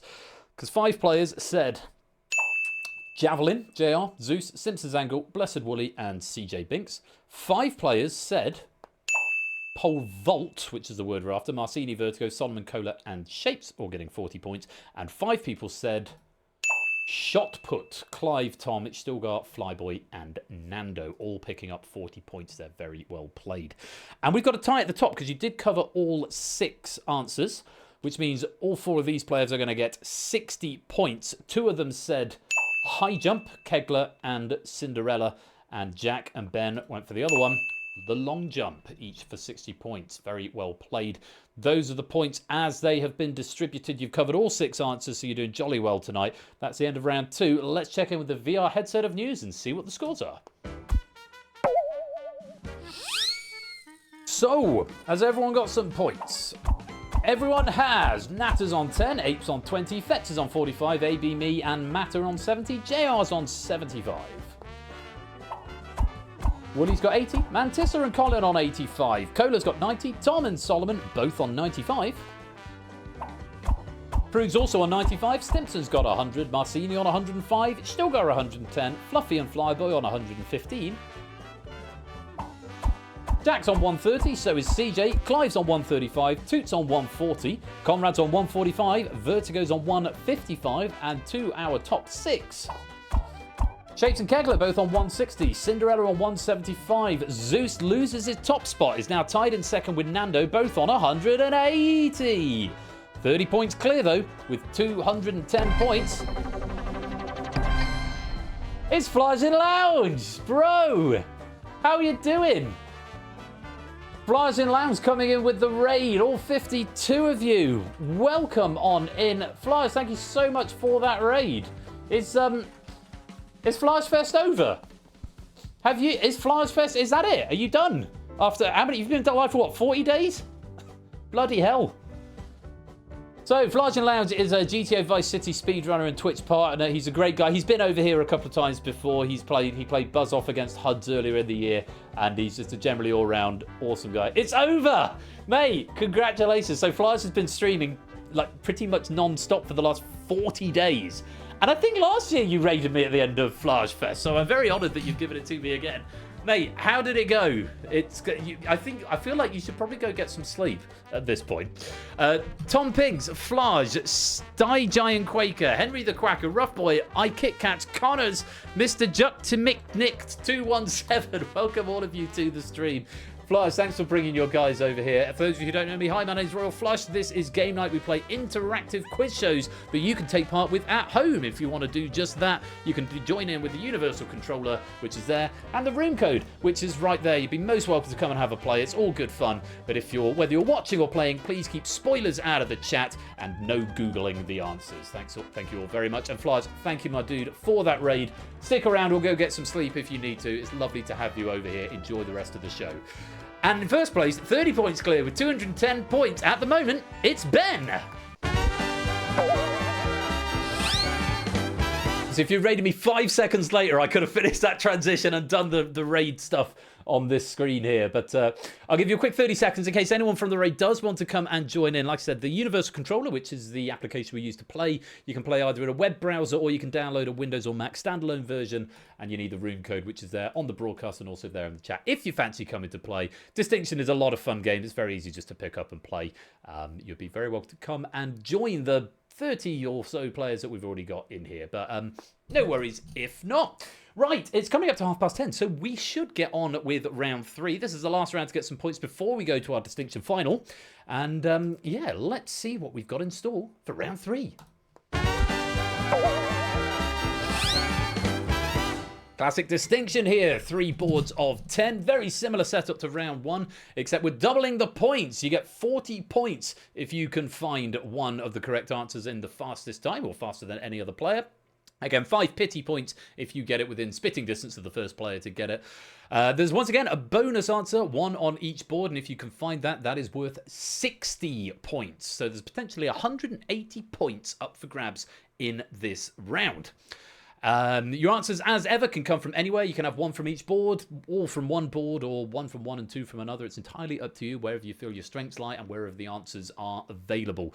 Unlike in round 1, these boards are not exhaustive, so there may be more answers than are populated on the board. So you might say something, I think that is definitely correct, but it's not coming up on the board and it's not there already. That might be just because Lupine hasn't put it on his list of 10. So keep pressing and guessing is the name of the game. There are 3 boards, each with 10 answers. You have got 60 seconds to give me a maximum of 3. The very best of luck. And we're looking for guest stars that voiced themselves in The Simpsons seasons 1 to 5, constituent companies of the Dow Jones Industrial Average, and singers on the latest edition of Now That's What I Call Music, now 121. Has it gone that high? I remember buying Now 50.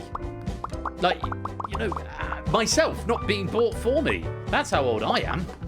Goodness me.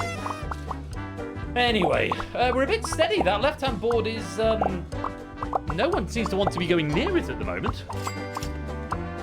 We're chipping away at the Dow Jones. Still 4 answers on the Now board. Are you off to sleep, Minky? No worries, mate. Have a good one.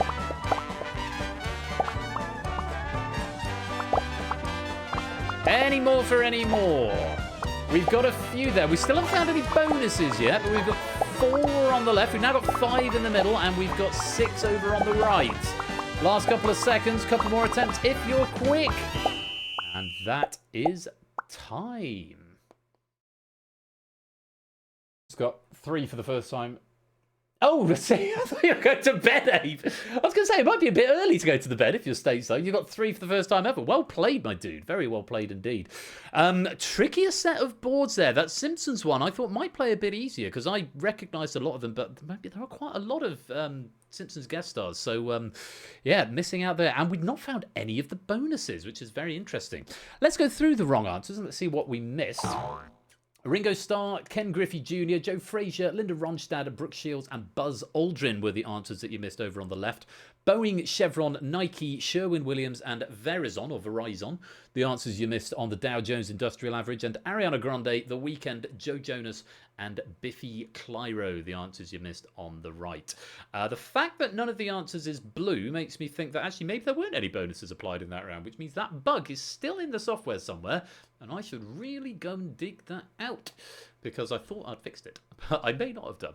So I'll take another look at the code just in case anything's going. But at the very least, the bonus answers should be appearing in blue, so it's possible that they weren't assigned. So apologies for that if you feel deprived of your bonus. But you've still covered a decent chunk of answers from that board. That is the end of the round. Let's go to the VR headset of news and check out the scores before the final. So, at the bottom of the board, Natters on 10, Fet's on 45, JR and Matt on 75, Woolly's on 80, Connor's on 85. Dom and Prue's on 95, Simpsons Angle on 100, Marcini 105, Sturgar and ABME 110. White Boys on 115, Mantis on 125, Jack and CJ and Cola all on 130, Clive on 135. Solomon on 135 as well. Toot and Ape on 140. Conrad 145. Fluffy 155. Kegler on 160. And to our top 6. Shapes 165. Nando 180. Vertigo misses out on 195, and then we've got a bit of a gap, but it's not. It's quite tight at the top, relatively speaking. Our 3 finalists: Ben on 250, Zeus on 265, and leading the pack with 295 and a 30-point advantage going into the final, Cinderella, aka Jogging. Second to last up to 10th. Got a massive if I hadn't shit the bed in the first 2 rounds. You'd be laughing all the way to the penny bank, so you would, eh? And you still very much could laugh your way all the way to the penny bank, because even if you're not one of our 3 finalists, you have still got a very important role to play in this final round. Now, before we get into this, at the end of the last game of Distinction, there was some discussion about maybe changing the rule set for the finalists and giving you the opportunity to try and name as many as you can rather than limiting you to 5. It is something I'm thinking about very considerably, very seriously, but it's not something I would just change. I would introduce it as a different mode, and like Ash has 1 versus 100 in Dutch and American rules. I would do a similar thing because I would want to test it before committing to it. So that is something that is going to be on the cards for Distinction. Probably the next time we play, we will be testing it out with that new mode. But for now, it is the classic Distinction rules, which I will explain as we go to our Distinction final. Cinderella, Zeus, Ben, congratulations, you have made it to the Distinction final, and you 3 will be our gold, silver and bronze medalists this evening. But who receives which medal is still yet to be determined, because in just a moment I'm going to show our remaining audience players one final question. They will have 60 seconds to give me up to 5 answers, and the points that they get will, as with round 2, be equivalent to how many people said it. So as before, the fewer people who say the answer, the more points you get in the audience game. You can give me up to 5, and my advice is always for the first 30 seconds of time, try and think of those rare answers, and then for the last 30 seconds of time, maybe then go for some of the more obvious ones, because even if lots of people say them, they are still worth points. You may have a different strategy. You might want to just try and get 5 on the board, but fundamentally it's generally better to get 5 correct answers than 1 really rare answer. Okay, so 60 seconds for our audience players to name as many as they can, up to a maximum of 5. We then come to our hot seat finalists: Cinderella, Zeus and Ben. Now you're going to have 60 seconds to have a little think about the answers that you could give. You're going to give 2 answers each. Now, for every player in the audience game who says an answer that you say, you will lose 5 points from your score. If you give me a wrong answer, you will lose 100 points from your score. If more than 20 people say the answer in our audience game, you will also be capped at 100. However, if nobody in the audience game said an answer that you give, you keep your score exactly as it is, and you get the Distinction Siren, which is always very exciting. We'll go from left to right and then right to left, and the player who has got the most points after 2 passes will be declared the gold medalist. And in the event of a tie of the scores, advantage is given to the player who came in with the highest score. So Cinderella has advantage over Zeus, who has advantage over Ben. So for you 3, be thinking about the answers that you want to give, and remember you're trying to avoid all the answers that our hot seat players are going to give in the next 60 seconds. The very best of luck to you all. And you've got 60 seconds, audience, to tell me one of the 18 types of Pokemon and moves in the Pokemon games as of Pokemon Scarlet and Violet. So even if you're not a Pokemon fan, there should still be enough ins in this question to give me a couple of obvious answers, even if you've got a very, very tangential passing understanding of Pokemon. I just want to clarify, we are excluding special cases such as Stellar and question mark. We're looking for one of the 18 types in the Pokemon games as of Pokemon Scarlet and Violet, excluding special cases. So, Clive, Cola, JR, Toot, Stilgar have all found 5. Jack's now found 5 as well. You've got 20 seconds to go. TVP's got up to 5. 15 seconds. Matt's found 5. Nando's found 5. Flyboy's found 5. Vertigo, Fetz, Natter, Solomon, Ape, Kegler, Fluffy, AB Me, all finding 5. Last couple of seconds. And that is time up. You have done very well indeed and covered a great deal of answers. Oh, this is very interesting. This is very, very, very interesting. For our hot seat finalists, a total of 115 answers, correct answers, I should say, have been played by our audience players. There are in total 18 answers available, as I should have known because it actually says that in the question. There are 18 answers to choose from. And of those 18 answers, 1 is distinct. 13 are distinct. No, 1 is distinct. There is only 1 distinct answer. So we have the very rare opportunity to find all answers in the final question. I will repeat the clarification that I gave over the audience game at the beginning. We're looking for one of the 18 types of Pokemon and moves in the Pokemon games as of Pokemon Scarlet and Violet, excluding special cases such as Stellar or question mark, i.e. unknown. One of the 18 types in the Pokemon games as of Pokemon Scarlet and Violet. Jogging, you're on 295 points. You have the lead for now. Can I have your first answer, please? Yeah, missing no erosion.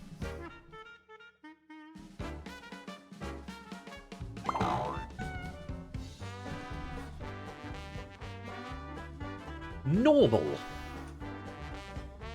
Is that a correct answer?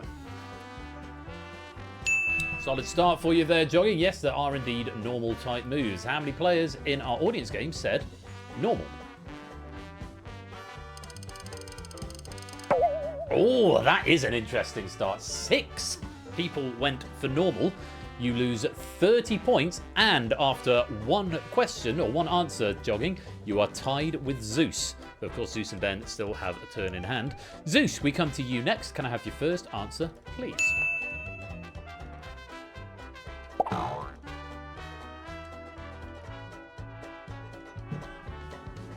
Zeus has gone for rock.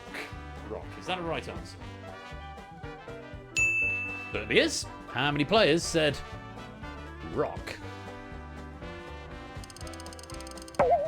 Just the 4. It's a better answer than Jogging's, but you're still losing 20 points. You are currently into 3rd place, though Ben has got 2 answers to give and you've only got 1 to go. Let's play on. Ben, first answer, please.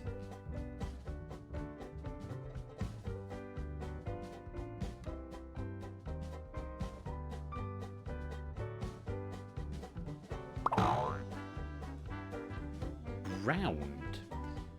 We've had rock. Is ground something else? It is. Rock and ground are separate move types. Now, 4 players said rock. How many said ground?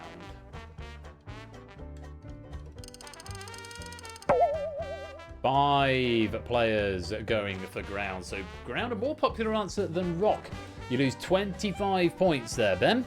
And you are down to 225. So no change to the order of 1st, 2nd and 3rd. But we have tightened up the gap slightly. And there are now 20 points between 1st and 2nd. And 20 points between 2nd and 3rd. Let's keep the political banter to a minimum. We're all friends here. We're all friends.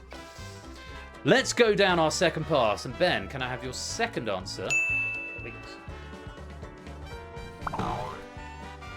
Fighting. Fighting. Good answer? Not a good answer. How many players said fighting? 6 going for fighting. You're down to 195, losing 30 points. It is not by any stretch a done deal yet. It is still wide open for any of these players to be gold, silver, or bronze. Zeus, can I have your second answer, please? A reminder, there is one distinct answer still on the board. Zeus, your second answer, please. Ice. Ice. Is that a right answer? No, bronze wasn't a thing. Could be in the future, though. Ice is a right answer. Now, Zeus, you're looking to keep 55 points. If you lose 55 points, you drop into third place. So we're hoping that fewer than 11 players said ice. Let's find out.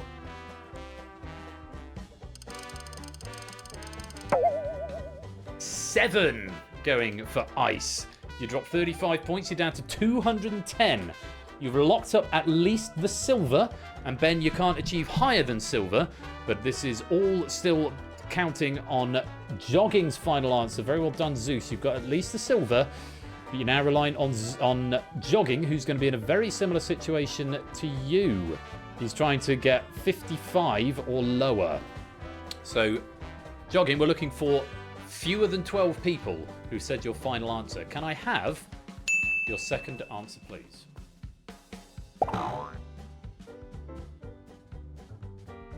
Steel. Steel. I don't remember that from Gen 1. Did it come in later? Indeed so. In fact, Onyx, who's one of the most famous rock Pokemon, evolves into Steelix in later generations, which becomes a Steel-type Pokemon. BC says, I think this is probably good enough for gold. Let's find out. It is a right answer. If 11 or fewer players said Steel, Jogging goes home with the gold. How many players said Steel?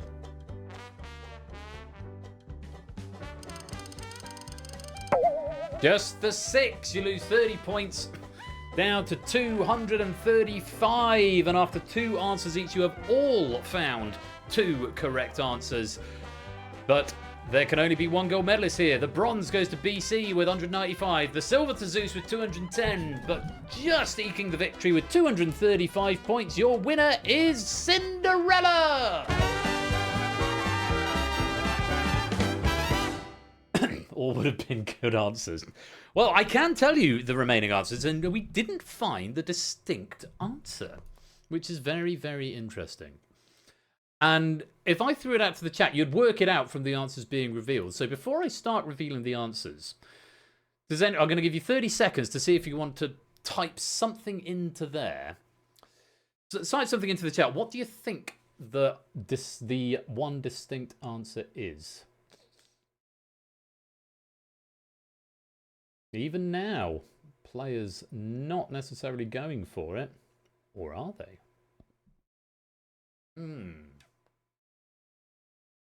Okay, well, I think that's long enough. I can say at least one person might have said the distinct answer in the chat in the last 30 seconds. But let's go through them. First of all, with the most popular, and I have to say I'm amazed this is as popular as it is. The most popular answer 12 people said was actually Dragon. 4 points if you said Dragon, but that was the most popular answer. It has been around since Gen 1, Dragon type. But yeah, 12 players went for Dragon. I really wouldn't have thought that was the most popular, but there you go. That's how this game goes sometimes. Going on, 11 players give me Water, which is perhaps one of the more obvious answers. Squirtle, Blastoise, Wartortle, all from the Water family. From there, Fairy was one of the most popular answers as well. 9 players went for Fairy. On from there, 9 players went for Fire. Of course, your Charmander, Charmeleon, Charizard family, all Fire. 9 went for Ghost. AB Me, Clive, Fett, Solomon, Jack, Stilgar, Flyboy, Cola, and Toot, all getting Ghost for 12 points. 8 players getting Dark for 14 points. Very well done, that one. That's Gen 2 type, I think. Possibly 3. 7 players going for Electric. Of course, Pikachu, the mascot of Pokemon, is Electric type. 18 points for that. 7 going for Ice, which we had earlier on from Zeus. 18 points for that. 6 going for Fighting for 24 points. Very good answer there. And again, one that we had from Ben earlier on. 6 going for Normal that we had earlier from Jogging for 24 points. 6 going for Steel that we also had from Jogging for another 24 points. Different 6 people saying it. 5 went for Bug. Havey, me, Clive, Marcini, Kegler and Matt for 28 points. Very good answer there. 5 going for Ground that we have from Ben for 28 points. Vertigo, Kegler, Jack Nando and Great Pack Lewis. 4 going for Grass, 34 points. AB, me, Fluffy, Stimpson, and CJ Binks. Bulbasaur, the very first Pokemon, Pokemon number 1, is a Grass type. So very well done if you managed to get 34 points for that. 4 going for Poison for 34 points. Fett, Solomon, Fluffy, and Great Pack Lewis.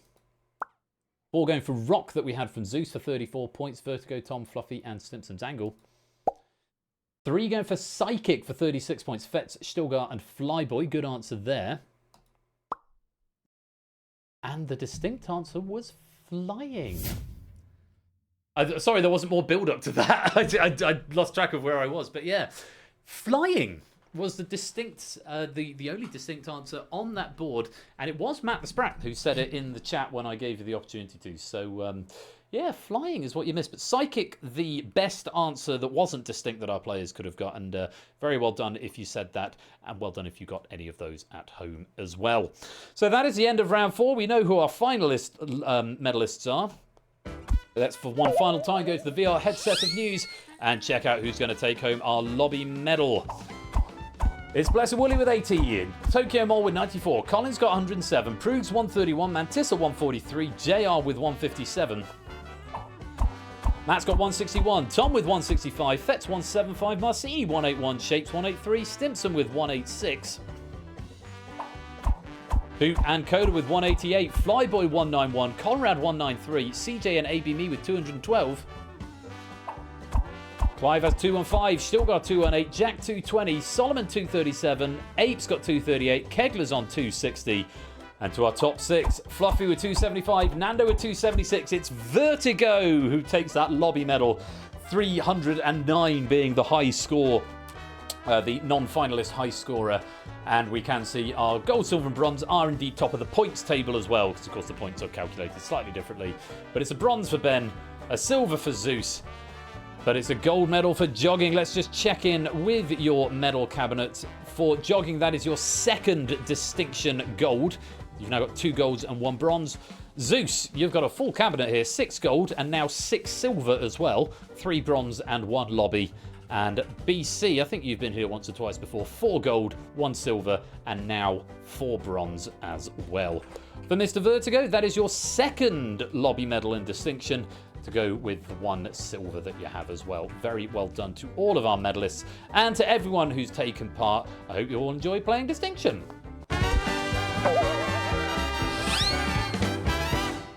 And that is the end of the quiz for another evening, but the night doesn't quite end there, because coming up in a few minutes we've got a message from our sponsor, Puzzle Dan. 54 months, oh hi all, and many Dixieland to all, of course. Merry Dixieland, many Dixieland, or Merry Dixieland to you as well, Puzzle Dan. Thank you for the 54-month subscription. Most grateful to you. Yes, so the evening doesn't end there, because we have got the main lottery game night, the main weekend game night lottery draw coming up in just a couple of minutes' time. I have made some changes to the lottery machine, and I'm hoping things are going to run a little bit smoother. We'll find out in just a minute or so. But yes, do stick around for that. And then, of course, we're going to go and raid someone afterwards. Many, many thanks to Lupine for a lovely pack of Distinction. Really good fun, I thought that pack was. I thought there was something for everyone. It was very well thought out. It wasn't, there weren't answers that were totally unknowable, which is always nice to see. So I hope we all had a lot of fun. And congratulations once again to our medalists, to Vertigo for the lobby, Ben for the bronze, Zeus for the silver, Jogging for the gold. I hope you all had fun. Do stick around for the lottery draw coming up in about 2 minutes' time. Thank you all for playing Distinction. Thank you again to Lupine for a great pack. I will see you for the lottery in just a couple of minutes' time.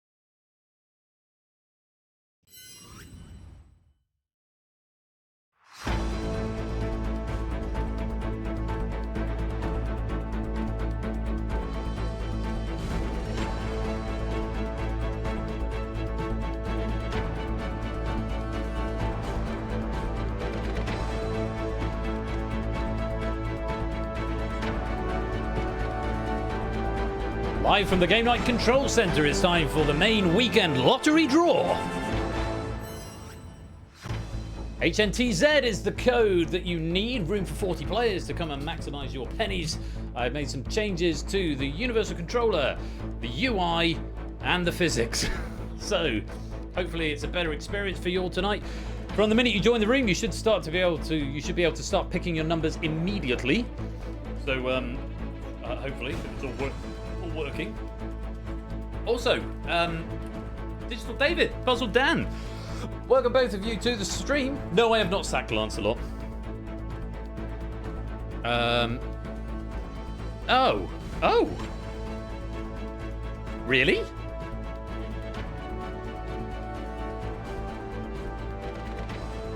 Huh.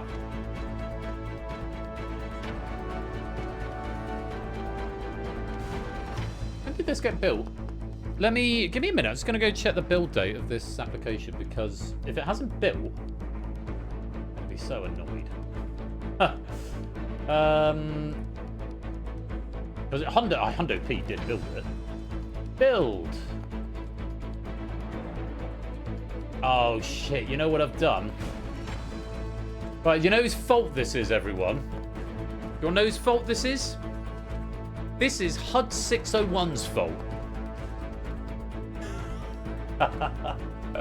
Okay, so what's happened is when I built the game for I built the machine software for HUDs, and when I did that, I changed the build path.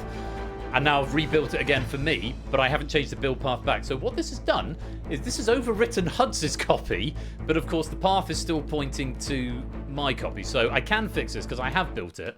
But what I'm going to do is kill the game, just briefly, come back to that, change the game path to build HUDs, and then remind me to change that back later on and rebuild my one, relaunch the game, and now we should have the version with the changes. Because I'm not spending the afternoon doing changes to then not reflect the changes on the stream. That would be madness, wouldn't it? So let me get myself signed back in. You will need to refresh. Yes, you'll need to refresh because there'll be a new room code coming up in just a moment. We're going to play lottery mode. Let's confirm config and try that again. Right. So yes, new room code coming in. And we can blame HUDs. Can't blame HUDs. It's my fault. It's entirely my fault. But it's fun to blame HUDs for things.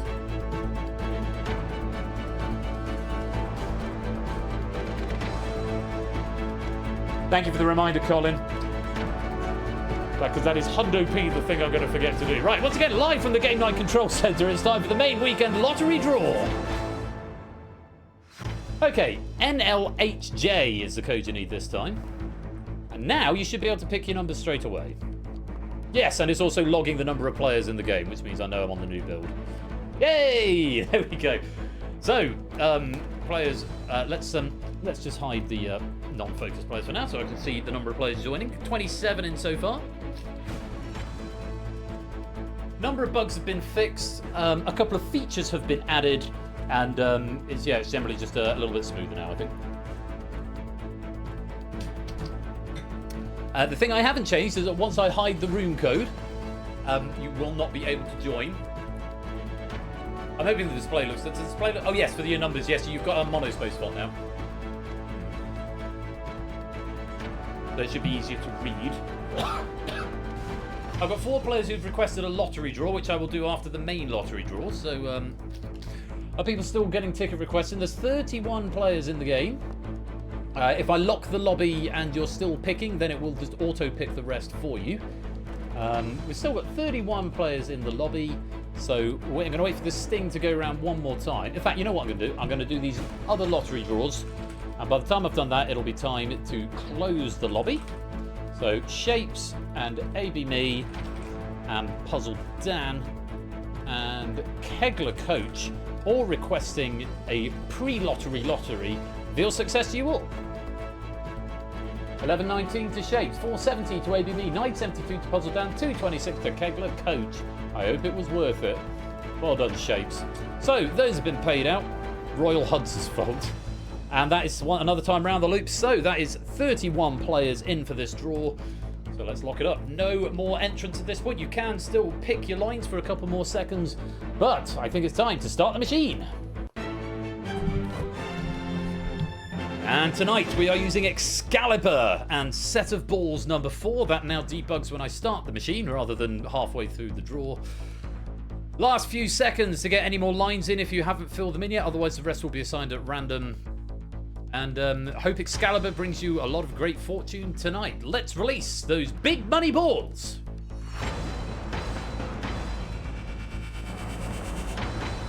And in they come, the 49 balls that could win you a great deal of pennies. Just like high interest savings. Yes, satire. Let's go 53. I hope you don't have 53. You should be able to pick 53. Okay. If you are all ready, I wish you all the very best of luck. The balls are having a nice bounce around the globe there.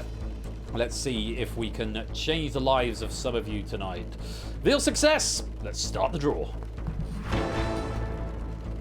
So Excalibur getting to work, and Set of Balls number 4 are having a good bounce. Let's see if we can make some pennies for you. First ball out of the machine tonight, it's a green one there, number 36. Third appearance of that in the main lottery draw. Last appeared last Saturday, the 25th of October.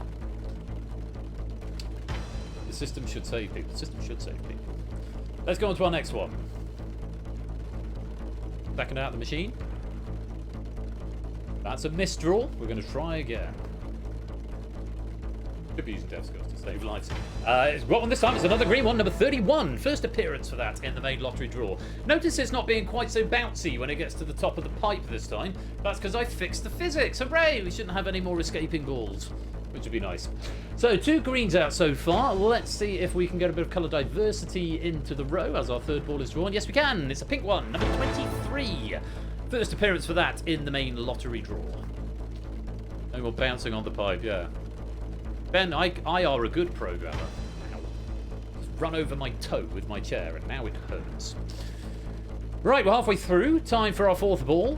This time, it's another pink one. It's number 21. First appearance for that in the main lottery draw. Green, green, blue, blue. A what? Green, green, pink, pink. Bloody hell, Ben. Green, green, pink, pink.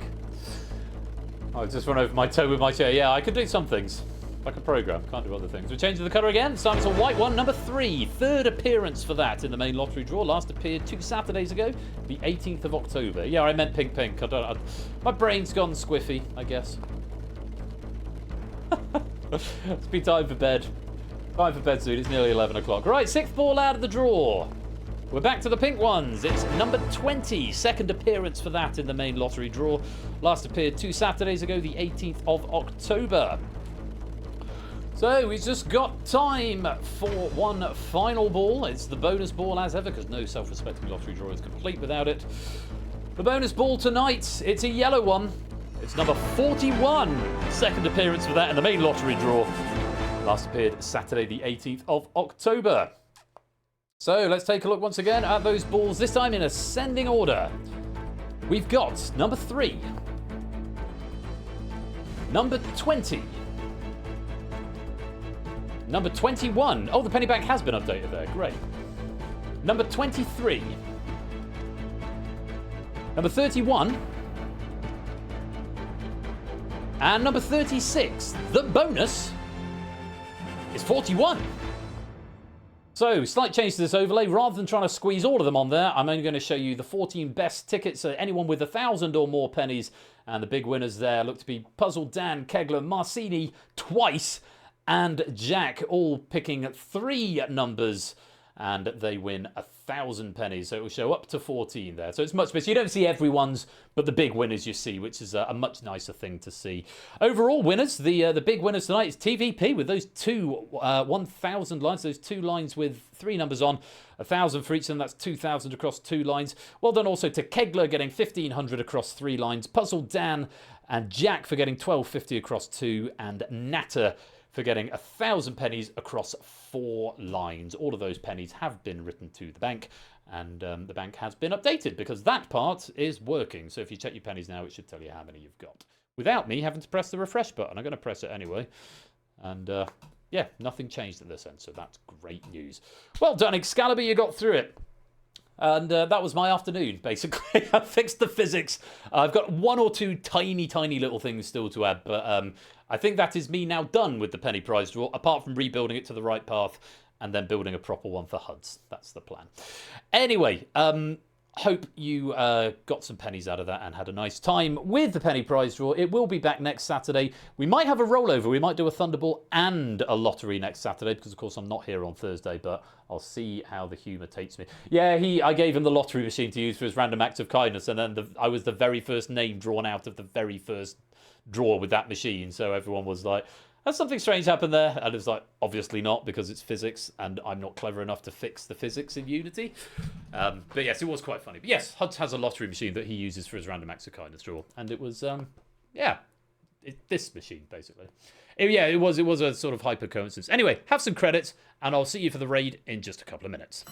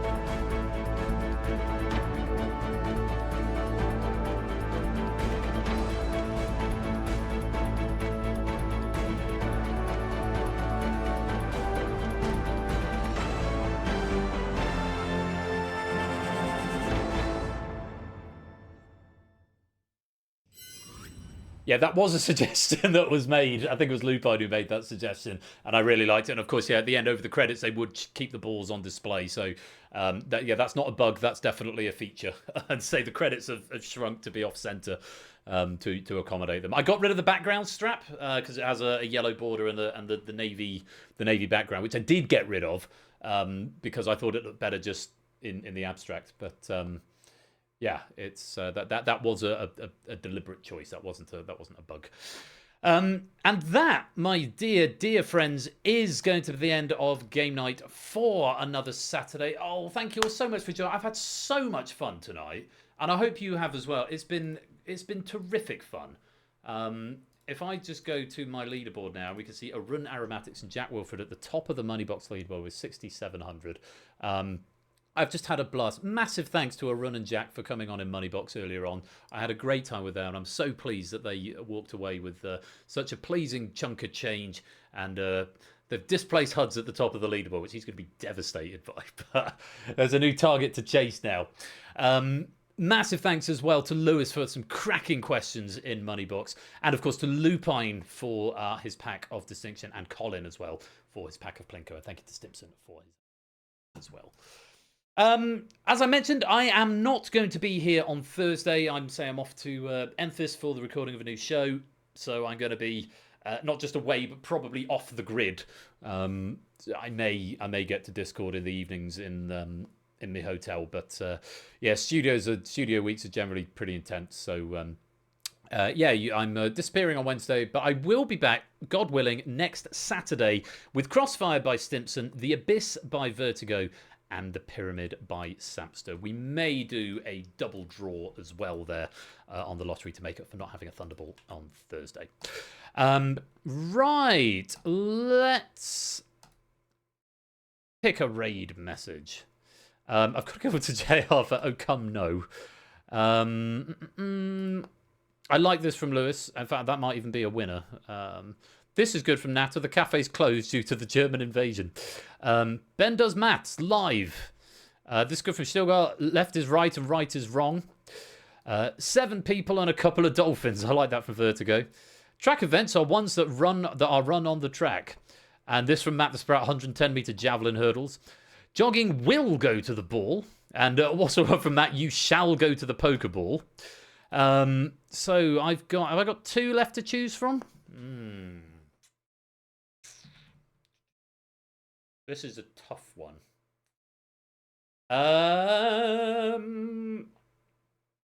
It depends who we're raiding as well, I suppose, doesn't it? Who's online? Not mate. We could go raid Negs again. She's doing blueprints. Yeah, why not? That seemed to work on Thursday. I think a couple of people followed. Negarorix, a Twitch partner and generally wholesome streamer, currently playing blueprints.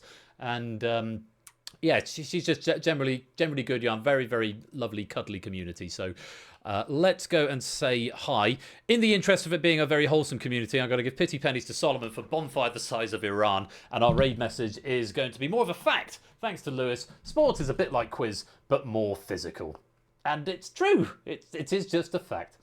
We are also a lovely, cuddly community. Yes, we are. But yeah, we're going to go raid Negarorix and say, sport is a bit like quiz, but more physical.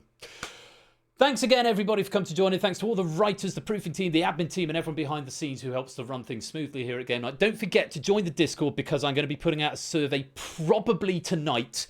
That I really do ask for your consideration on it, and do fill it in. Genuinely interested in your feedback and directions in which we could take the channel moving forward into the end of this season and into next year. So that'll be open for a couple of weeks. So don't rush to do it. I'll probably leave it open for 2 or 3 weeks. It's not like a packed request form. So yeah, do come join the Discord. Do keep your eye out for that notification, and don't be in a race to be the first one back. Genuinely go away and think about some of the questions because I really value your feedback. So yeah, look forward to hearing from you in that regard.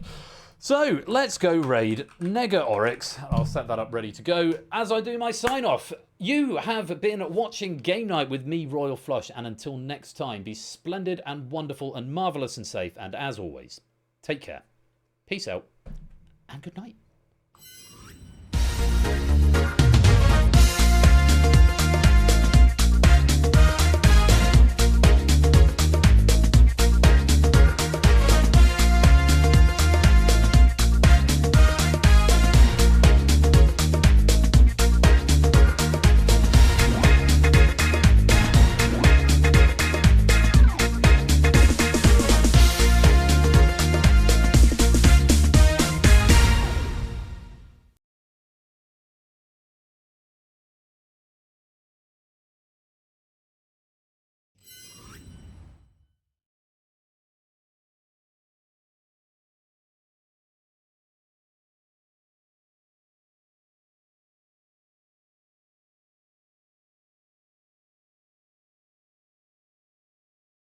Corridor, bedroom, drawing room. Like, we did a bunch of other room types today.